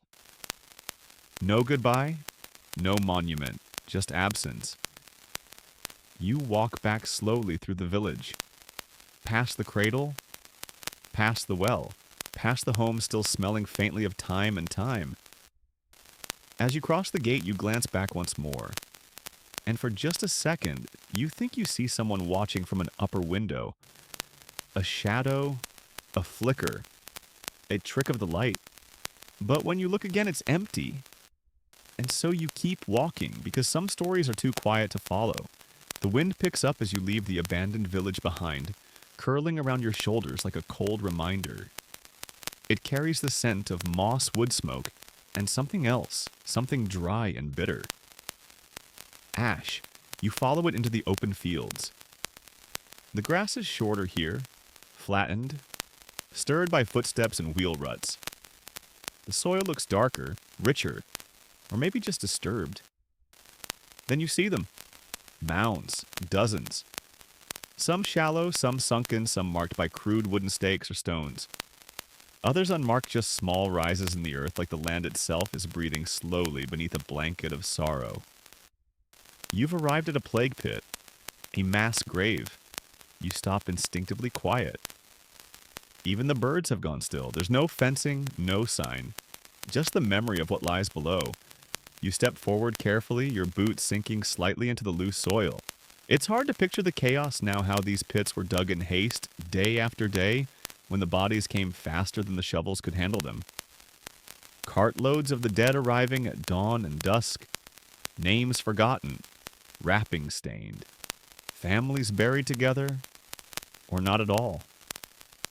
One chronicle tells of pits so full the gravediggers had to walk across the corpses to make room. Another speaks of priests too overwhelmed to perform last rites, reduced to flinging holy water from a distance. You kneel beside a marker, just 2 sticks lashed together, tilted sideways in the dirt. Someone tied a scrap of linen to it. It flaps quietly in the breeze like it still remembers the hand that left it there. Historians still debate the number of mass graves scattered across Europe. Some have been found recently unearthed beneath modern buildings and roads. Others are known only through half-remembered maps and whispered warnings. You wander further, passing more mounds, more sagging markers. One has a broken comb at its base. Another a clay doll missing its face. Another still has a faint carving scratched into the stone. We are not monsters. We were simply too many. That one stays with you. You spot a small hut nearby, what's left of the dead cart keeper's home. The man who took the bodies when no one else could. His job wasn't to comfort or cure, just to carry, to dig, to return each day with empty hands and leave again with the weight of someone else's grief on his back. They called him Quiet Walter, according to a note scratched into a rotting beam. He sang to them, all of them, even when no one listened. You find a rusted shovel leaning against the side of the hut. You don't touch it. You walk again, this time to a patch of earth where no graves are marked, but the ground is uneven. The grass refuses to grow. You stand there for a long time, not praying, just listening. Because in this place, the silence is not empty. It's dense, heavy with everything unsaid, unwritten, and unremembered. There's something uniquely painful about mass graves. It's not just the death, it's the anonymity, the loss of identity, the way grief is compressed and stacked and hurried. No tombstones, no eulogies, just numbers. One chronicler from the 14th century wrote, "The bodies were thrown without regard, and none could weep, for there was no time. You try to weep now, but even that feels inadequate. You step toward the edge of the field and find a small altar, clearly built later. Someone tried to sanctify the space. There's a cracked stone bowl holding dried lavender, some melted wax, and a coin half buried in wax. A humble act of remembrance. You add something, a button, from your cloak. Nothing important. But now it's part of the story. As you rise, you spot a girl sitting nearby. She can't be older than 8. She's drawing in the dirt with a stick. Circles, spirals. Then she writes one word again. You ask what she means. She shrugs. They say it comes back, and you realize she's not wrong.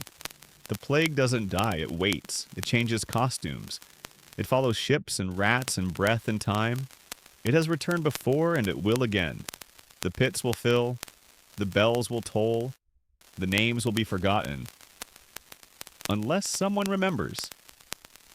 You look at the field one last time before leaving. The wind has picked up again. It pulls your hood forward, tugs at your sleeves, whispers around your ears like a voice made of centuries. Not cruel, just tired. You walk until your legs ache, until the city rises again on the horizon like a ghost made of stone and wood. You re-enter through a southern gate this time, less trafficked, more weather-worn. The guard doesn't look up as you pass, just nods once, absently scratching his wrist. Inside the city seems quieter again. Not in that ominous something is wrong way, but in a way that suggests exhaustion has finally taken hold. Like a house after guests leave or a battlefield after the trumpets die down. You drift toward a sprawling stone manor wider than most buildings here and strangely hushed. Ivy climbs the walls, but the windows are open. Curtains move gently in the breeze. You step inside and instantly know everyone here was sick. The place smells of vinegar and beeswax. Tables have been cleared of food replaced with water basins, cloth strips, bundles of dried herbs. You pass through a hallway where every door is slightly ajar, revealing dim rooms with cots, pallets, and crumpled linen. It's not one illness here, it's all of them. One room hums with the rasp of a man struggling to breathe. His wife sits by his side, eyes closed, reciting something under her breath. Probably not prayer, but repetition. Repetition brings comfort. 2 doors down, a young girl lies still. Her skin yellowed a fever cloth soaking on her brow. You pause at a doorway where a physician scribbles notes on a wax tablet. He looks up at you, eyes red-rimmed. I don't know what they have, he says, but they all have it differently. Welcome to the hallway of confusion. You move slowly room by room, watching the same shapes play out, sweat murmurs, half-eaten bread, discarded leeches, whispered goodbyes. One woman sleeps in a corner, her baby sleeping soundly beside her. You want to believe that means something good. Historians sometimes categorize medieval illness as specific plague, dysentery, sweating sickness. But in truth, the lines blur. Symptoms overlap. Diagnoses get muddied. And when everyone's sick in different ways, it's hard to know what's killing whom. You sit on a bench halfway down the hall and listen. To coughs, to prayers, to water dripping into a tin basin, and to a child singing softly in the next room, off-key but sweet. You peek in. He's alone playing with a doll made from straw and twine. His face is blotchy, but he smiles when he sees you. Want to hear the rhyme, he asks. You nod. He begins, 1 for the sore, 2 for the sneeze. 3 if your mother coughs in the breeze. 4 for the boils. 5 for the spit. 6 if your fever don't make you sit. He giggles. I made up the last part. You smile and suddenly it feels like you're holding something fragile. Hope, maybe. A flicker of it in the middle of this maze of sickness. You leave him with his doll and continue down the corridor. You pass a room with 3 beds, 2 occupied, 1 neatly made. A nurse enters behind you and carefully removes the blanket from the untouched bed. We don't give false hope, she says gently. If it's ready, it's waiting. If not, we put it away. You nod. You understand. At the end of the hall is a small alcove. There's a painting on the wall, faded, water-damaged. It shows a figure standing alone on a hill, arms raised toward the sky. You can't tell if they're praying or surrendering, maybe both. A man sits beneath it, his hands resting on his knees. He doesn't look sick, just done. You sit beside him. My wife was in room 5, he says after a pause. My son in 8. My sister in 10. You don't ask which one survived, you already know. He reaches into his pocket and pulls out 3 smooth stones. One for each, he says. When I leave, I'll throw them into the river. Let the water carry them somewhere better. You sit in silence for a while. Then he rises and walks away. You stay. Because the hallway isn't just a hallway, it's a catalog, a ledger of suffering, confusion, and humanity on full display. One woman prays to Saint Apollonia for her toothache. A man pours hot broth over his feet, convinced it will draw out the fever. A child paints shapes with coal on the wall, circles, stars, spirals. All different ailments, all the same fear. You walk back slowly, stepping over spilled tinctures, half-melted candles, torn linen, and the occasional smile. Because even here there's humor. A patient asks if she can be buried in her favorite shoes. Another requests wine with fewer herbs this time, please. They're sick, not silent. Outside the manor, the sun begins to set again. The sky turns a dull orange. You sit on a low stone wall and watch as 2 nurses carry out a basin, sloshing with water tinted a deep reddish brown. They dump it into a trench. They don't flinch. And neither do you. Because after walking these halls, you begin to understand something deeper than disease. When the world is sick, healing isn't always a cure. Sometimes it's a presence, a breath, a rhyme, a stone, night again. Not dramatic, not stormy, just soft and slow and inevitable. Like a sigh pulled across the rooftops. You wander away from the manor of the sick and find yourself near the market square, though no one is selling anything at this hour. Stalls are shuttered, tables empty. The smell of fish and onions has faded, replaced by something colder, quieter. And yet you hear music. You follow the sound light rhythmic distant until you see them. A line of people dancing. It's not joyful, not rehearsed, just bodies moving almost involuntarily in the middle of the street under the moonlight. They twist, shuffle, spin, collapse, then rise again, some cry, some laugh. One woman sings a hymn that turns into a scream halfway through. Welcome to the dancing plague. You watch stunned. It looks like ritual, or madness, or both. A man stumbles past barefoot and bleeding from the soles. Can't stop, he whispers. Not allowed. You ask who told him. He doesn't answer, just turns back to the rhythm and resumes.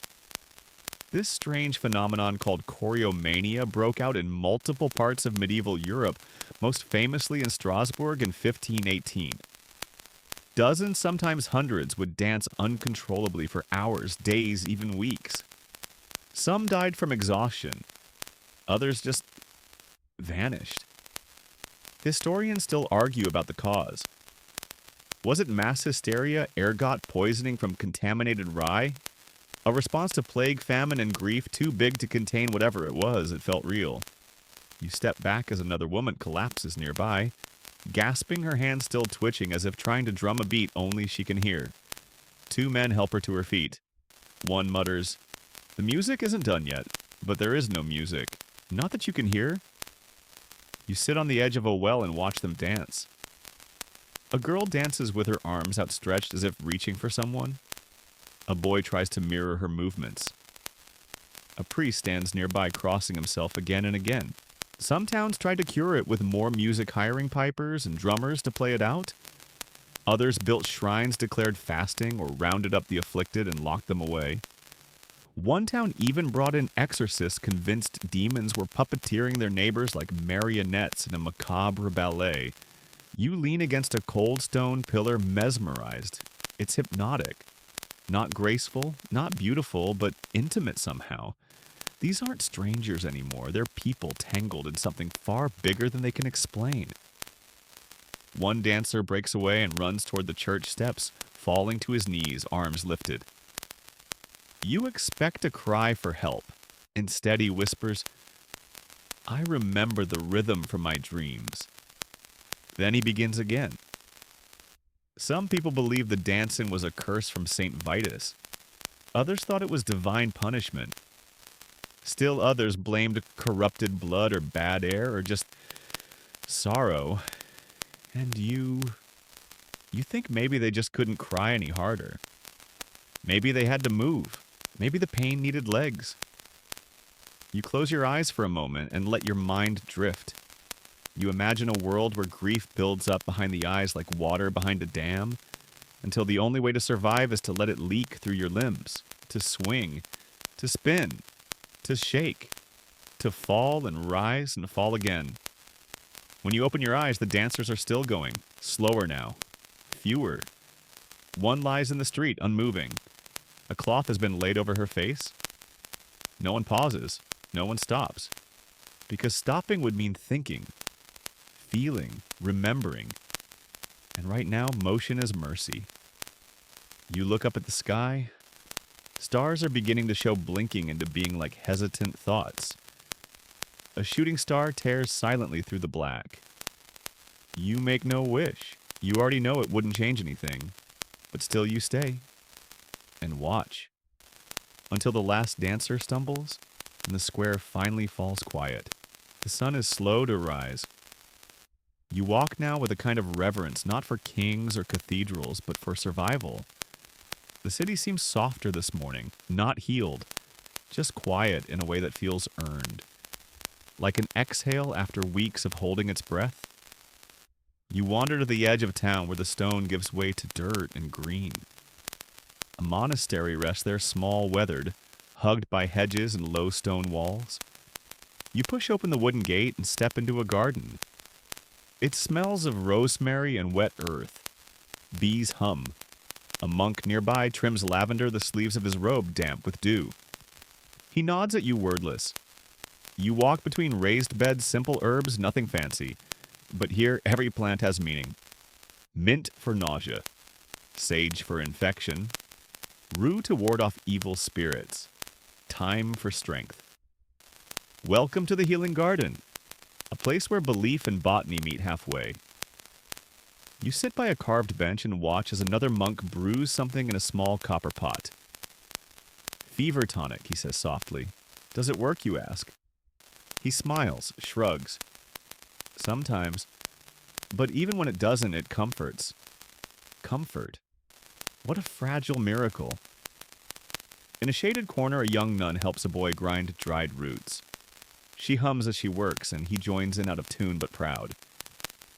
You ask what he's making. Something for my grandma's belly, he says. She says it burns. You smile even as your throat tightens. The monastery isn't full of miracles, but it's full of trying. And sometimes that's enough. Inside the chapel, the air's cool. Stale incense lingers clinging to the wood beams. Candles flicker on a narrow altar. A single bell chimes in the breeze. There's a book open on the lectern, handwritten, dog-eared. A list of names, no last names, just firsts. And beside each a short note he passed gently. She returned to her mother. He never woke up. Still coughing. You touch the page. It's thin, nearly translucent, like memory. The monk beside you clears his throat. We keep them here, he says, even if no one else does. You ask how many. He doesn't answer. He just turns the page. Another list. Another 50 names. Some with tiny red crosses beside them. Some left blank. He closes the book gently like he's tucking a child in. You step outside again and look at the garden one more time. The sun has risen now, gilding the leaves, warming the stones. You breathe deeply. The scent is sharp, earthy, alive. Back toward the city, you see life flickering again. A market stall opens. A child throws bread to pigeons. A woman laughs not loudly but honestly. The world continues, not perfectly, not painlessly, but forward. And as you prepare to leave, you realize something. This wasn't a story about death. Not really. It was a story about people tired, trembling deeply, human trying to live anyway. Trying to dance? Trying to drink clean water? Trying to name the shadows? Trying to bury each other with dignity? Trying even when the trying seemed absurd? And now the garden fades behind you. The monastery's bell tolls once more. The path ahead is crooked, muddy, uncertain. But you walk it anyway. Because if the Middle Ages taught you anything, it's the survival is a quiet kind of grace. And sometimes just waking up tomorrow is the miracle. Word count 1, White Sonnet, wind down. 300 words. And now the world quiets. You let your shoulders soften your breath. Slow your thoughts settle like silt in still water. The streets fade behind you. The dancers still. The gardens close their petals. The names in that book begin to blur gently at the edges like ink on damp parchment. Everything that hurt has softened. Everything that confused you feels less urgent now. You did not survive the Black Death tonight. You didn't bury a village or dance until your shoes bled or whisper to a ghost in the rafters. But you walked beside those who did. You sat with them. You listened, and that strangely enough matters. So lie back. Let the silence stretch. Let the soft buzz of imagined bees and the rustle of monks' robes in the lavender wind hold you. No more riddles, no more coughing. Just stillness. A breeze brushes your cheek warm, gentle. You think of St. Roch's tiny shrine, of crushed sage beneath your heel, of that girl who sang a rhyme with 6 rules and no cure, of Walter who sang to the dead, and of how you are not alone, because people have always survived hard things, sometimes with prayers, sometimes with garlic, sometimes just by waking up again. So rest now softly. You've earned the dream. You've walked far enough, you've remembered enough. And the stars thankfully have nothing left to say. End of script. Sweet dreams.